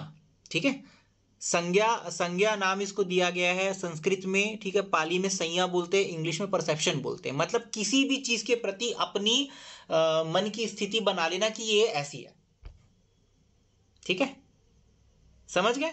बट ये एक अकेले से प्रतीत्य समुत्पाद नहीं है, बहुत सारी 12 कड़ियों से मिलकर के प्रतीत्य समुत्पाद बना हुआ है। ठीक है, और भगवान ने कहा है कि प्रतीत्य समुत्पाद बहुत गंभीर है, बहुत बहुत बहुत गंभीर, आसान नहीं है इसको समझना। ठीक है, आसान नहीं है, मुश्किल भी नहीं, बहुत सीरियस मैटर है ये। तो इसको बहुत गंभीरता से समझ, और जिसने प्रतीत्य समुत्पाद को समझ लिया ना, समझो उसका ज्ञान चक्षु खुल गया। ठीक है, बहुत सीरियस है। इतनी जल्दी कैसे समझ पाएंगे? जल्दी नहीं समझ सकते ना। जल्दी देखो क्या होता है, देखो जैसे कि मान लो आप, सपोज मान लो आप एक स्टूडेंट है, ठीक है, आप मान लीजिए आप एक स्टूडेंट है, तो क्या होगा जब आपको एग्जाम देनी तो आप एक ही टॉपिक को बार बार पढ़ते हैं ना, बार बार पढ़ते ताकि आपको याद हो जाए, फिर आप एग्जाम में जाते आंसर लिखते, तब कहीं जाके आप एग्जाम क्लियर कर पाते हैं। तो आपको एक बार बताऊंगा तो जरूरी नहीं कि समझ में आ जाए आपको। क्यों? क्योंकि हमने शुरू से अपना स्वभाव ऐसा नहीं बनाया है। क्यों? क्योंकि हम शुरू से किस चीज में उलझे हुए हैं, सांसारिक मोह में उलझे हुए हैं। ठीक है, घर घर गृहस्थी में उलझे हुए हैं, बहुत सारी चीजें हैं ना, तो अभी तक हमारे जो बंधन ऐसे ही बने हुए हैं। तो एकदम से आपको कोई बताए और एक बार में समझ में आ जाए तो ये तो बहुत अच्छा हो जाएगा। ठीक है, लेकिन वही है कि वैसा मास्टर होना चाहिए और समझने वाला भी वैसा होना चाहिए। अब जैसे मान लो मैंने प्रतीत समुत्पाद की क्लास लेना शुरू करी, मैं अपनी तरफ से पूरा एफर्ट लगा रहा हूं, लेकिन आप एफर्ट नहीं लगा रहे हैं, तो एक बार में नहीं होगा। ठीक है, धीरे धीरे होता है। इसीलिए तो इसलिए ना अभी तक मैंने जो भी बताया है ना आप लोगों को, आपको कोशिश करनी इसको अपनी डेली लाइफ में उतारने की। क्यों? क्योंकि जब मैंने आज ये मीटिंग स्टार्ट करी, मैंने उसी वक्त बता दिया था कि मैं खुद एक बहुत ही ज़्यादा सीरियस प्रैक्टिशनर हूँ, और जब मैं किसी को सिखाता हूँ तो मैं ये उम्मीद करता हूँ कि वो धारण करेगा मन में, अपनी डेली लाइफ में उतारेगा, क्योंकि वरना मेरा सिखाना वेस्ट हो गया और आपका सीखना वेस्ट हो गया। अल्टीमेटली सभी का टाइम जो है अमूल्य है, ये जो समय गया है वो वापस नहीं आएगा लौट कर। ठीक है, तो आपको बहुत गंभीरता से इस चीज को लेना है। और हर इंसान सुख चाहता है ना, सुख से जीना चाहता है, तो सुख तभी मिलेगा जब हम इसको अपनी लाइफ में उतार देंगे, शीलवान होने की तैयारी करेंगे, और शीलवान होने के लिए पूरे संसार के कैरेक्टरिस्टिक को समझेंगे, इसके फीचर्स को समझेंगे, तो अपने आप देखेंगे आपको शील पालन करने की जरूरत नहीं पड़ेगी, आप अपने आप बाय डिफॉल्ट शीलवान हो जाएंगे। और भगवान ने सोतापन्न होने की जो है व्याख्या ऐसे ही करी है कि जिसकी बुद्ध में अटूट श्रद्धा होती है, धम्म में अटूट श्रद्धा होती है, संघ में अटूट श्रद्धा होती है, वो व्यक्ति बुद्ध के बताए हुए धम्म को बहुत अच्छे से समझता है, जानता है, और वो शीलवान हो जाता है। ठीक है, तो उस व्यक्ति को अब शील पालन करने की जरूरत नहीं है। क्यों? क्योंकि उसने भगवान के बताए हुए धम्म को भली भांति जैसा है वैसा ही समझा है, उसके विपरीत नहीं समझा है। इसीलिए वो क्या है, सोतापन्न अवस्था को प्राप्त है। अब कभी भी दुर्गति को नहीं जाएगा, अब केवल सुगति को जाएगा, कभी भी नरक में उत्पन्न नहीं होगा, कभी भी जानवर योनि में उत्पन्न नहीं होगा। ठीक है, तो क्या करना है आपको, भगवान के बताए हुए धम्म को बहुत अच्छे से समझना है। किसको समझना है? आर्य सत्य को अच्छे से समझना है, दुख आर्य सत्य को अच्छे से समझना है। दुख क्या है? प्रतित्त समुत्पाद को समझना है, तिलक्षण को समझना है, अनिच्च दुख अनत्त को समझना है। अगर आपने इतने को ही गंभीरता से समझ लिया ना, आई गारंटी आपको ध्यान लगाने की भी जरूरत नहीं है। आप उसके बाद अपने आप वो क्वालिटी डेवलप कर लेंगे, बाय डिफॉल्ट नेचर हो जाएगा और आप शीलवान हो जाएंगे। ठीक है, क्योंकि भगवान के काल में ऐसे बहुत लोग बिना ध्यान लगाए सिर्फ भगवान की वाणी को सुन करके ही सोतापन्न हो जाते थे। ठीक है, कैसे सोतापन्न होते थे? एक कहानी बताता हूं। यश को जानते हैं आप? यश बहुत पॉपुलर कैरेक्टर है भगवान बुद्ध के काल का। ठीक है, तो यश जैसे भगवान बुद्ध की लाइफ थी ना, भगवान बुद्ध को किसी चीज की कमी नहीं करी थी राजा शुद्धोधन ने, उसी तरह यश के जो पिताजी थे वो भी बिजनेसमैन थे। ठीक है, तो उसने भी यश के, और इकलौता बेटा था तो कोई कमी नहीं करी थी। जैसे भगवान बुद्ध के लिए क्या 3 अलग अलग महल बना दिए थे ना, बारिश के लिए अलग, ठंडी के लिए अलग, गर्मी के लिए अलग, वैसे ही यश के लिए भी करके रखा था उसके पिता ने। तो यश के पास सुख की कोई कमी नहीं थी, बीवियां होते हुए भी वो कई सारी स्त्रियों के साथ संसर्ग में रहता था। ठीक है, धन की कोई कमी नहीं थी, किसी चीज की कमी नहीं थी, लेकिन द थिंग वॉज दैट वो बोर हो चुका था इस लाइफ से। वो सोच रहा था यार क्या है ये चीज, मैं वही वही लाइफ जी रहा हूँ, मजा नहीं आ रहा था उसको, बहुत ज्यादा ऊब चुका था उस सुख भरी लाइफ से। क्योंकि आप किस हद तक सुख को चाहोगे बताओ ना, सुख की भी एक लिमिट होती है ना, सांसारिक सुख की भी एक लिमिट होती है। अब देखो जिसके पास कार नहीं है उसको ऐसा लगता है यार मेरे पास कार होना चाहिए, तो अपना सारा एफर्ट किस चीज में लगाता है, खूब पैसा जमाऊंगा अब कार खरीदूंगा, अब कार मिल गई तो अब घर बनाना है, तो सारा एफर्ट किस में लगाता है? प्रॉपर्टी, मटेरियलिस्टिक चीजों में लगाता है। अब किसी पैसे वाले व्यक्ति से पूछो, अडानी अंबानी से पूछो कि भाई तेरे को किसी चीज की कमी है क्या रे, लेकिन वो इंसान दुखी है, उसको किसी चीज की कमी नहीं है, लेकिन वो इंसान कहीं ना कहीं दुखी है। अपनी पत्नी को सुखी रखने के लिए वो कई तरह के जतन करता है, कई तरह के इवेंट करता है। आपने देखा होगा हमेशा अपनी पत्नी के साथ रहता है और उसकी पत्नी खूब हंसते रहती है इधर उधर देख देख के, और वो ठीक है मेरी पत्नी खुश तो मैं खुश। ठीक है, तो इन्हीं सब में उलझा रहा है, तो एक्चुअल में ऐसा इंसान सुखी नहीं होता। अगर आप पर्सनली कभी अंबानी से जाके पूछोगे ना कि सर आप सही मायने में सुखी है क्या, तो बोलेगा नहीं यार दुख तो है, तो कोई कितना भी धनवान क्यों ना हो जाए, वो सुखी नहीं है। सुखी कौन है? सबसे बड़ा सुख क्या है? सबसे बड़ा धनवान कौन है? जो शीलवान है। जो शीलवान है ना, शील संपन्न है, जिसके अंदर मैत्री भावना है, ठीक है, करुणा भावना है। अगर आप अपने अंदर मैत्री भावना डेवलप करोगे ना, मन को वैसा भावित करना पड़ेगा। कैसा? कि सारे संसार के प्राणी है ना, मेरे से जितना ज्यादा हो सके मैं उसको सुखी रखने के लिए अपना एफर्ट दूं। ठीक है, बिल्कुल पीछे हाथ ना खींचो, तो आप महसूस करोगे आप अंदर से सुखी होते चले जाएंगे। बाय डिफॉल्ट आपका नेचर बनता चला जाएगा अंदर से सुखी होने का। और करुणा भावना से क्या समझते कल्पना? क्या है करुणा भावना, बताइए। करुणा सर ये है कि किसी के प्रति मतलब कोई है और दुख में है, उसके भाव को देख के हम खुद दुखी होते हैं। ये बहुत गलत है। करुणा ये नहीं है। Navdeep, where are you? करुणा।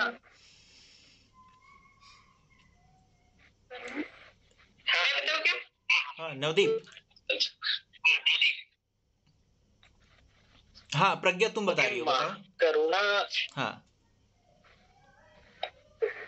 कौन बता रहा है?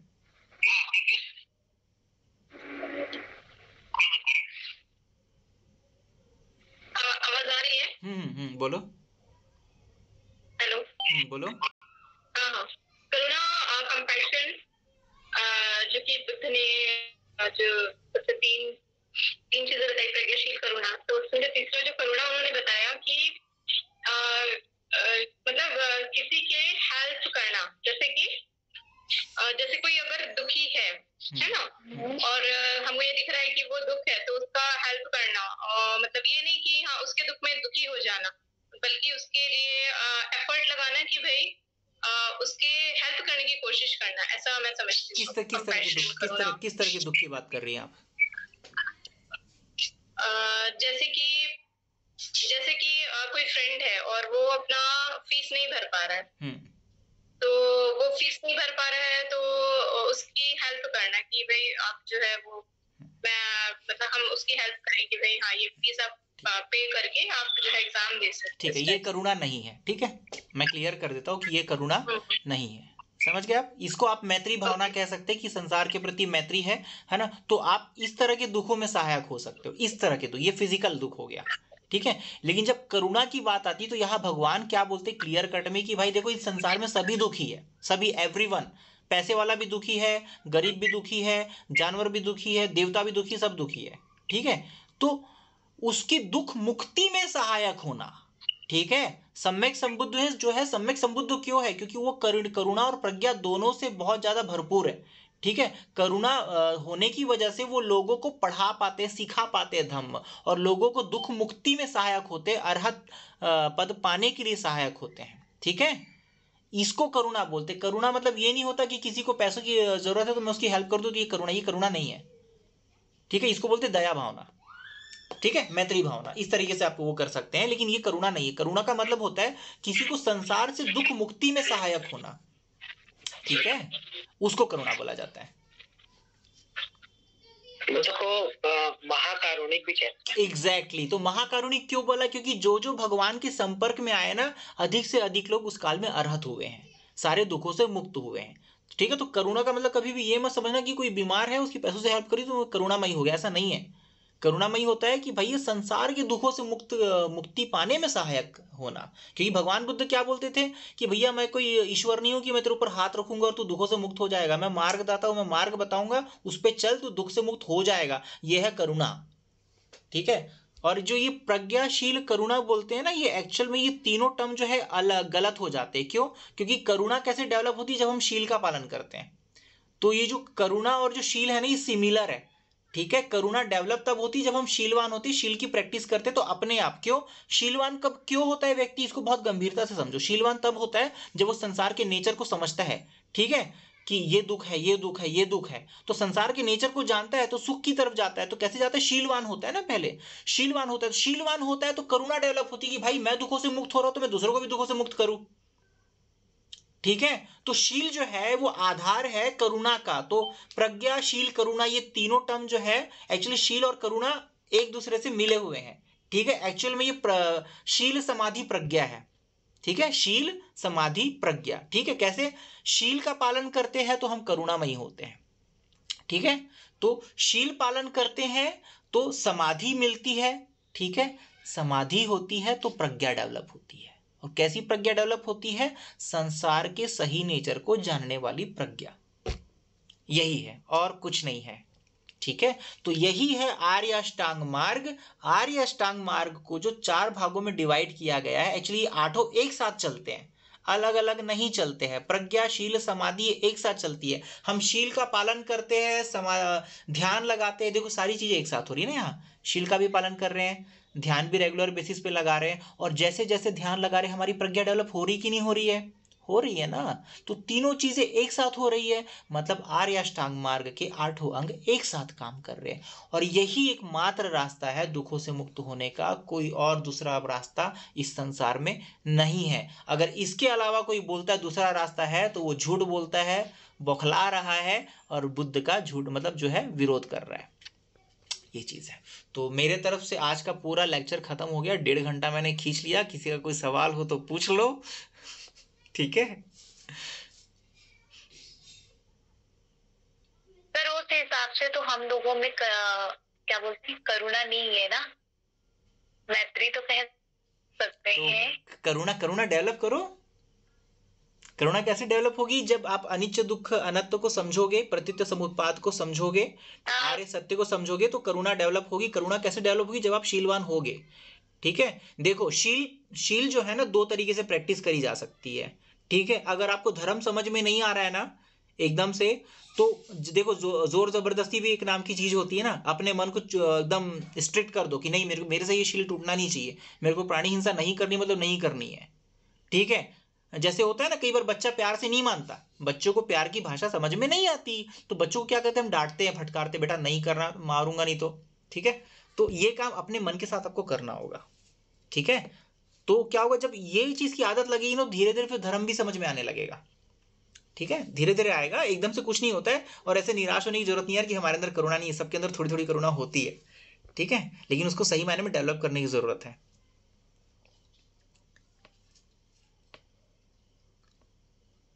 और कोई नवदीप, एनी क्वेश्चन?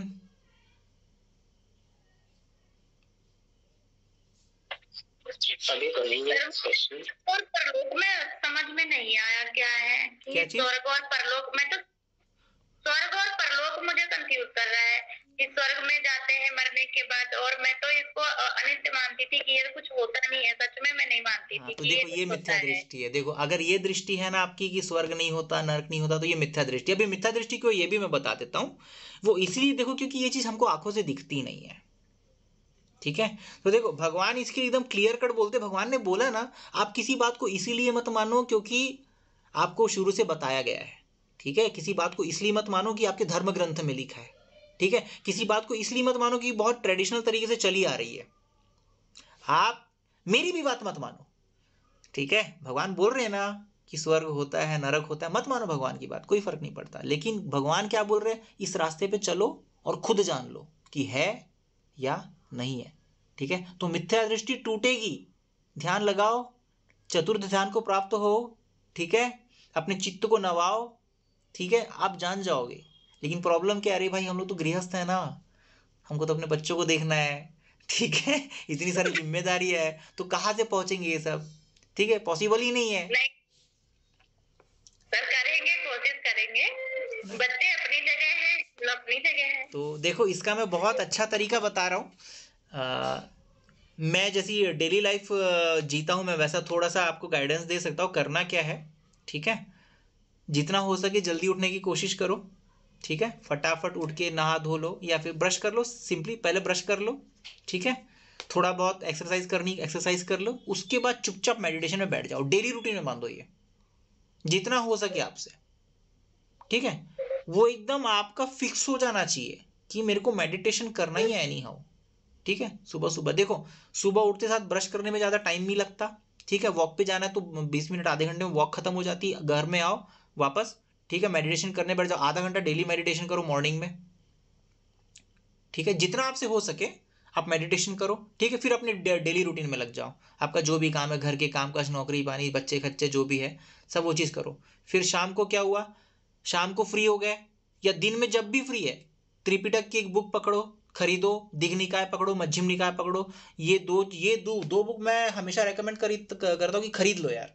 हाँ, और धम्मपद खरीद लो, धम्मपद तो मेरे ख्याल से सभी के पास होती है, लेकिन मेरे को ऐसा लगता है धम्मपद भी एकदम एग्जैक्टली समझ में नहीं आता कई लोगों को, क्योंकि गाथा के रूप में है ना, ठीक है, बहुत ज़्यादा कॉन्सेप्ट क्लियर नहीं करता, शॉर्ट ब्रीफ में रहता है वो, ठीक है। जातक कथा बहुत अच्छी चीज़ है, ठीक है, जातक कथा बहुत अच्छा है, तो मैं ये रेकमेंड करूंगा, धम्मपद है, जातक कथा है, दिघ निकाय और मध्यम निकाय, ये 4 किताबें अपने पास रखो और डेली बेसिस पे, ठीक है, थोड़ा थोड़ा इसको पढ़ना शुरू करो, थोड़ा थोड़ा पढ़ना शुरू करोगे ना। बोलो। बुद्धा एंड धम्मा वो बुक कैसी है? देखो बुद्धा एंड धम्मा ना नॉलेज के लिए ठीक है, ठीक है। देखो जब बाबा साहब ने इस किताब को लिखा ना, आप ना कभी इस किताब की प्रस्तावना को पढ़ना, जब भी कोई राइटर कोई किताब लिखता है ना, तो उसमें प्रस्तावना लिखता है, अपने विचार लिखता है कि क्यों किताब लिखी गई, सारी चीजें। तो बाबा साहब ने क्लियर कट में लिखा है कि this is not original book. मैं ये कहीं से भी ये साबित नहीं करता कि ओरिजिनल बुक है ना। उनको जो रिसर्च लगा उन्होंने वो चीज लिखी है, बाबा साहब ने कुछ गलत नहीं लिखा है वहां पे कुछ भी, ठीक है, गलत नहीं लिखा है, लेकिन उस बुक को पढ़ के आप प्रज्ञामय नहीं हो सकते, प्रज्ञामय नहीं हो सकते, क्योंकि बहुत कुछ ब्रीफ में लिखा है, क्योंकि यार त्रिपिटक कितना बड़ा है, बहुत सारी किताबें ना त्रिपिटक की। बाबा साहब ने सोचा कि अरे यार मेरे समाज वालों को तो आज तक पढ़ने लिखने का अधिकार नहीं था, मैं पढ़ा लिखा, मैं अधिकार दिलाऊंगा तब इन लोग पढ़ना लिखना शुरू करेंगे, अब कितना ही पढ़ेंगे, कितना ही पढ़ेंगे, ये सोचा ना। तो बोला मैं इनके लिए ना छोटी सी किताब लिखता हूँ, जो ना हर किसी के घर में हो, और थोड़ा थोड़ा पढ़ के लोग लाइफ टाइम में तो मतलब 20 साल में तो पढ़ लेंगे कम से कम।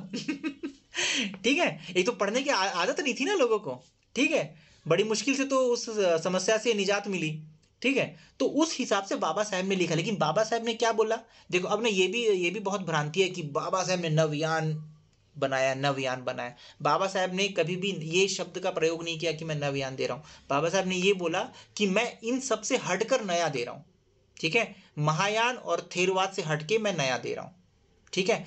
किस किस क्यों बोला ऐसा, क्योंकि देखो समाज की प्रॉब्लम क्या थी, देखो यार हर इंसान को सरवाइव करना है इस दुनिया में, ठीक है, मेजर उद्देश्य है कि कैसे भी सरवाइव करना है। अब देखो सदियों से आप शोषण झेल रहे हो किसी का, ठीक है, शोषण झेल रहे हो, अब पहले आप उस शोषण से तो बाहर निकलो ना, शोषण से बाहर निकलोगे तब तो आप प्रैक्टिस कर पाओगे, शोषण से ही बाहर नहीं निकल रहे तो कहाँ से ध्यान लगेगा, ध्यान नहीं लगेगा ना। इसलिए बाबा साहब ने ध्यान की जगह ना इन सारी चीज़ों को डाला। इसलिए प्रज्ञा मैं ये बोल रहा था कि जो 3 जो है ना शील प्रज्ञा और करुणा, बाबा साहब शील प्रज्ञा और करुणा ऐसा लिखते, प्रज्ञाशील करुणा लिखते, समाधि को नहीं डालते, क्यों, क्योंकि हमारे समाज वालों को मौका ही नहीं मिलता, वो ऐसे इतने परेशान हैं, ठीक है, कि समाधि में कहाँ बैठेंगे, ठीक है। तो बाबा साहब ने समाधि को उतना तवज्जो नहीं दी, लेकिन बात है कि समाधि के बिना आप मुक्त नहीं हो सकते।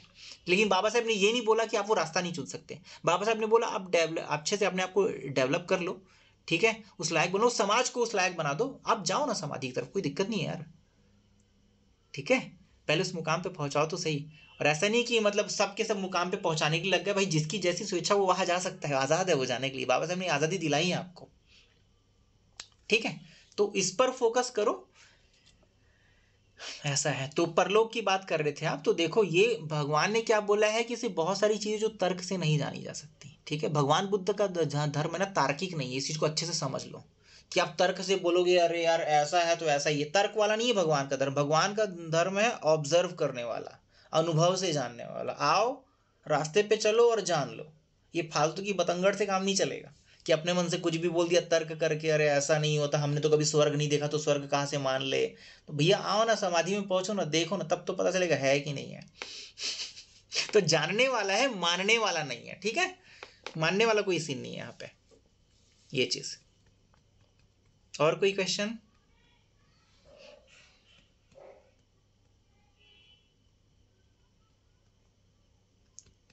और कोई क्वेश्चन है किसी का?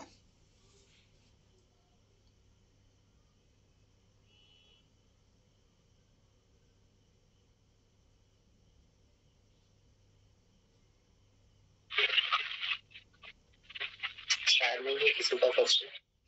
ओके सो अभी एंड करें। हाँ प्रज्ञा बोलो। हेलो। हाँ बोलो। हाँ मैं ये कह रही थी कि मेडिटेशन मेडिटेशन तो आपने बता ही दिया है किस तरह से क्या रहता है। एक बार थोड़ा सा 2 मिनट के लिए आप थोड़ा सा फिर से रिवाइज कर दीजिए कि मेडिटेशन का मीन्स पोस्चर और हाँ ठीक है, मेडिटेशन का पोस्चर और मैं लास्ट रिपीट कर देता हूँ। देखो ये ऐसे ही बैठना है, ठीक है। लेफ्ट हैंड के ऊपर राइट हैंड रखते हुए रिलैक्स पोजीशन में, बैकबोन पूरी स्ट्रेट होनी चाहिए, ठीक है।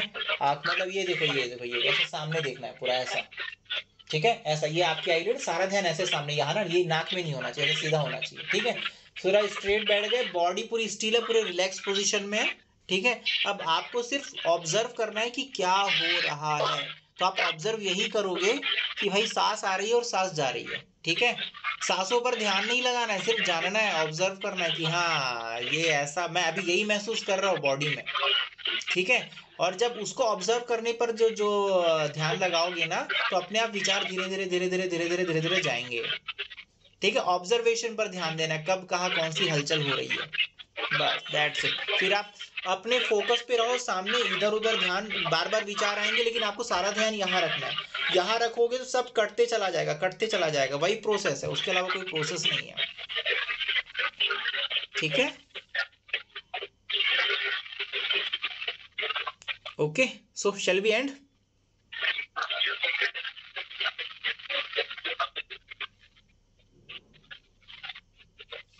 टाइम तो हो ही रहा है।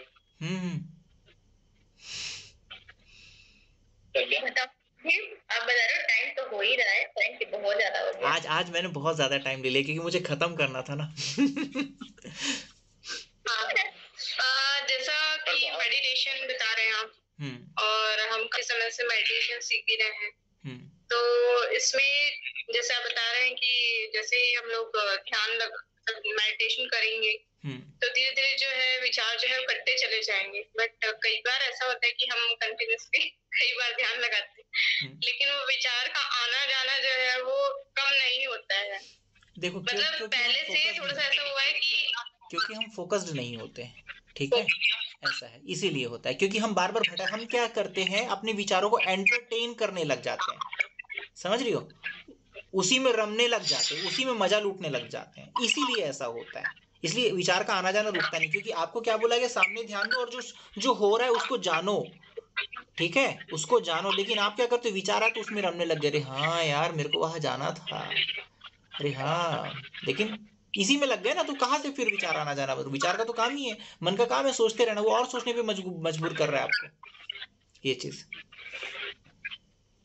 और मैंने कल ये बोलना भूल गया था कि आपको ना देखो, एक उठने के बाद, ठीक है, और सोने के पहले भी मेडिटेशन करना है, और डेली सूत्रपाठ करने की आदत डालो सब, ठीक है। इससे क्या प्रज्ञा डेवलप होगी, सूत्रपाठ से प्रज्ञा डेवलप होती है, और हमारा जो डिवोशन है बुद्ध धम्म संघ के प्रति बढ़ता है, ठीक है। लर्निंग से हम लोग क्या सिर्फ अपनी आम जिंदगी जिएंगे ना तो कुछ नहीं होने वाला। सूत्रपाठ करना सीखो, और मेडिटेशन को डेली लाइफ में डालो। 1 घंटा, आधा घंटा सुबह, आधा घंटा शाम को, 2 प्रैक्टिस में लाओ। आई गारंटी कि आने वाले 6 महीने में बहुत ज्यादा डिफरेंस देखेंगे अपनी लाइफ में आप, बहुत ज्यादा। क्योंकि कोई और चीज, दूसरी चीज आपकी लाइफ नहीं बदल सकती, यही चीज आपकी लाइफ बदल सकती है। आपका मन जितना शुद्ध रहेगा उतने सुखी आप रहोगे। सूत्रपाठ मतलब मैंने 4 बुक रिकमेंड करी है, जो हमारा ओरिजिनल धर्म ग्रंथ है त्रिपिटक। उसमें एक है दिग् निकाय, दूसरा मध्यम निकाय, और एक है धम्मपद, और एक है जातक कथा, ठीक है। जातक कथा को पढ़ेंगे तो आपको बहुत ज्यादा ऐसा लगेगा अरे यार क्या क्या दिया हुआ इसमें यार, देवता वेवता दुनियादारी, लेकिन उसको वो चीज ठीक है, अलग है, लेकिन उसको उसमें कर्म के सिद्धांत बताए, पारमिता बताई है पूरी, ठीक है। तो वो आपको, जब आप उसको गहराई से समझेंगे ना धीरे धीरे, तो आपको समझ में आ जाएगा कि भाई ये बोधिसत्व की पारमिता के बारे में बात हो रही है यहाँ पे, ठीक है। और कर्म के फल के बारे में बात होती है अक्सर, तो उससे भी आपके अंदर डिवोशन डेवलप होगा। मेडिटेशन करने से पहले क्या करना चाहिए, मतलब डायरेक्ट मेडिटेशन में बैठने से मेडिटेशन होता है, उसके पहले कुछ करना चाहिए? देखो, मेडिटेशन आप कंटिन्यू रखो, लेकिन ये बुक पढ़ना शुरू रखो। मैंने जो बोला ना, डेली लाइफ में ये जो मैं 4 बुक जो नहीं मतलब मेरा ये पूछना था कि हम सीधा बैठ के मेडिटेशन करें, या उसके पहले हमें कुछ और करना चाहिए इसके लिए, ये बोल। नहीं, कुछ नहीं करना है, जाओ सीधा बैठो, बस अपने शील का ध्यान रखो, ठीक है। शील का ध्यान, बिना शील के कुछ नहीं होगा, ठीक है। ये 5 शील का पूरी तरीके से ध्यान रखिए और अपने खाने में कंट्रोल करिए थोड़ा सा। अगर आप लोग को बार बार खाने की आदत है, इसका मतलब है कि सारा ध्यान खाने में रहता है। ठीक है, खाने में कंट्रोल नहीं होगा तो भी आपका जो है शील वैसा पालन नहीं होगा और समाधि नहीं लगेगी। ये चीज है। जो पेट भर भर के खाने वाली आदत है वो त्यागना होगा। मतलब शरीर को जितनी जरूरत है उतना लेने की आदत डालनी पड़ेगी। मैं शाम को कम खा रहा हूँ, मेरे घर वाले चिंतित हो जाते हैं, देख कैसे कम खा रहे हैं। तो खुश होना चाहिए कि अरे चलो यार अपना हेल्थ डाउन होगी।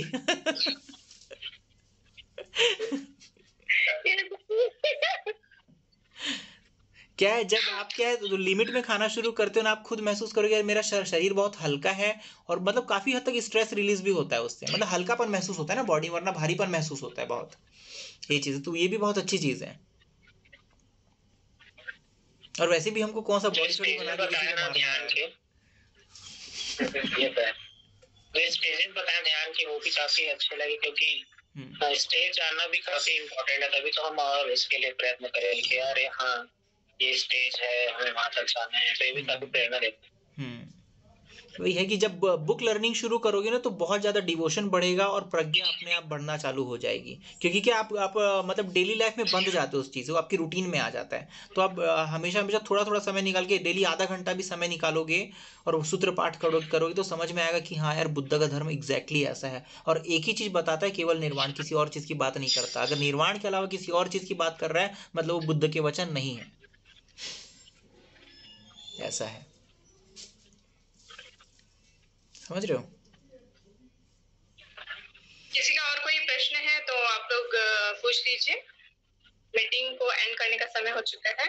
और कोई कुछ पूछना चाहता है, किसी के मन में कुछ प्रश्न है अभी जो 3 क्लासेस जो हुई है उससे रिलेटेड या मेडिटेशन से रिलेटेड अगर कुछ भी है तो आप 1-2 मिनट और ले सकते हैं। आप इसमें आप जल्दी से अपना और अगर आगे कुछ जानने का और होगा तो आगे क्लास ले सकते हैं, टॉपिक वाइज समझेंगे अगर और कुछ जानने की इच्छा होगी। क्योंकि बुद्ध का धम्म जो है काफी वास्ट है ना। अगर सही तरीके से आर्य सत्य और प्रतीत समुत्पाद समझना है तो उसके बारे में सोचेंगे। बट आप प्रज्ञा को इन्फॉर्म कर देना कि यार ऐसा कुछ करने का मन है, तो मैं उसके लिए प्रिपेयर करूंगा आप लोगों के लिए, बकायदा स्लाइड शो बना करके प्रिपेयर करूंगा। ठीक है, ताकि इजीली जो माइंड में ग्रास्प कर सकते हैं। ठीक है, तो अभी कुछ दिन का गैप लेंगे, बाकी आप लोग दूसरी एक्टिविटीज में ध्यान दो। लेकिन मैंने जो बोला डेली लाइफ में उतारना, उस पर जोर दो। क्योंकि मैं जो जितना बता रहा हूँ उसका कोई मतलब नहीं होता अगर आपने उसको अपनी लाइफ में उतारा नहीं तो वेस्ट हो गया वो। ऐसा है।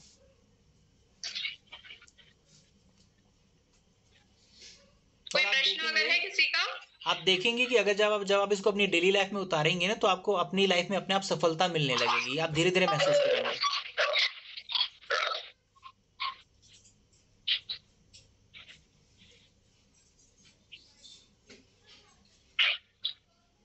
कोई क्वेश्चन है? नवदीप? शायद नहीं है किसी का प्रश्न। नहीं है कोई प्रश्न, ठीक है। तो आज हाँ बोलिए, कल्पना बोलिए। कोई सवाल नहीं है। अच्छा ठीक है, तो फिर हम वोट ऑफ थैंक्स करें। हाँ है ना।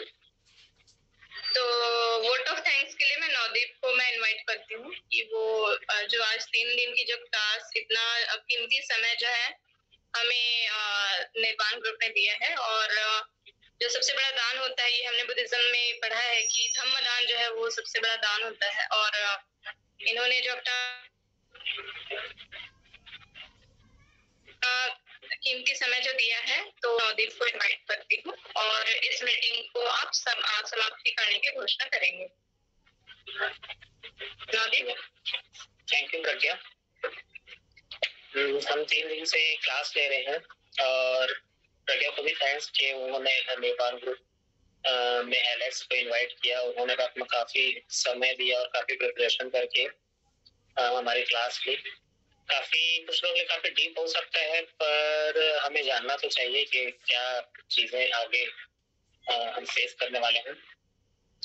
और मुझे काफी अच्छा लगा ये क्लास, और मैंने नंबर सेव कर लिया, हो सकता है कॉल करूंगा एलेक्स बिल्कुल बिल्कुल किसी टॉपिक को लेकर के।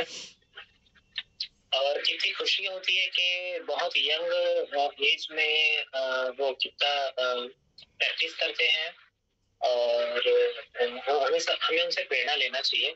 इस तरीके से भी खुद से प्रयत्न हमें करनी चाहिए। तो उन्होंने अपना काफी समय दिया है, उसके लिए बहुत बहुत शुक्रिया, और हमारी ढेर सारी मंगल कामनाएं उनके लिए। या thank you very much. Okay, welcome and okay everyone, good night. मिलते हैं फिर बहुत जल्द, कुछ नया टॉपिक देखिए, आप लोगों को और क्या सीखने की इच्छा है। ठीक है, चलो फिर नमो बुद्धाय सभी को। नमो बुद्धाय। चलो। चलो।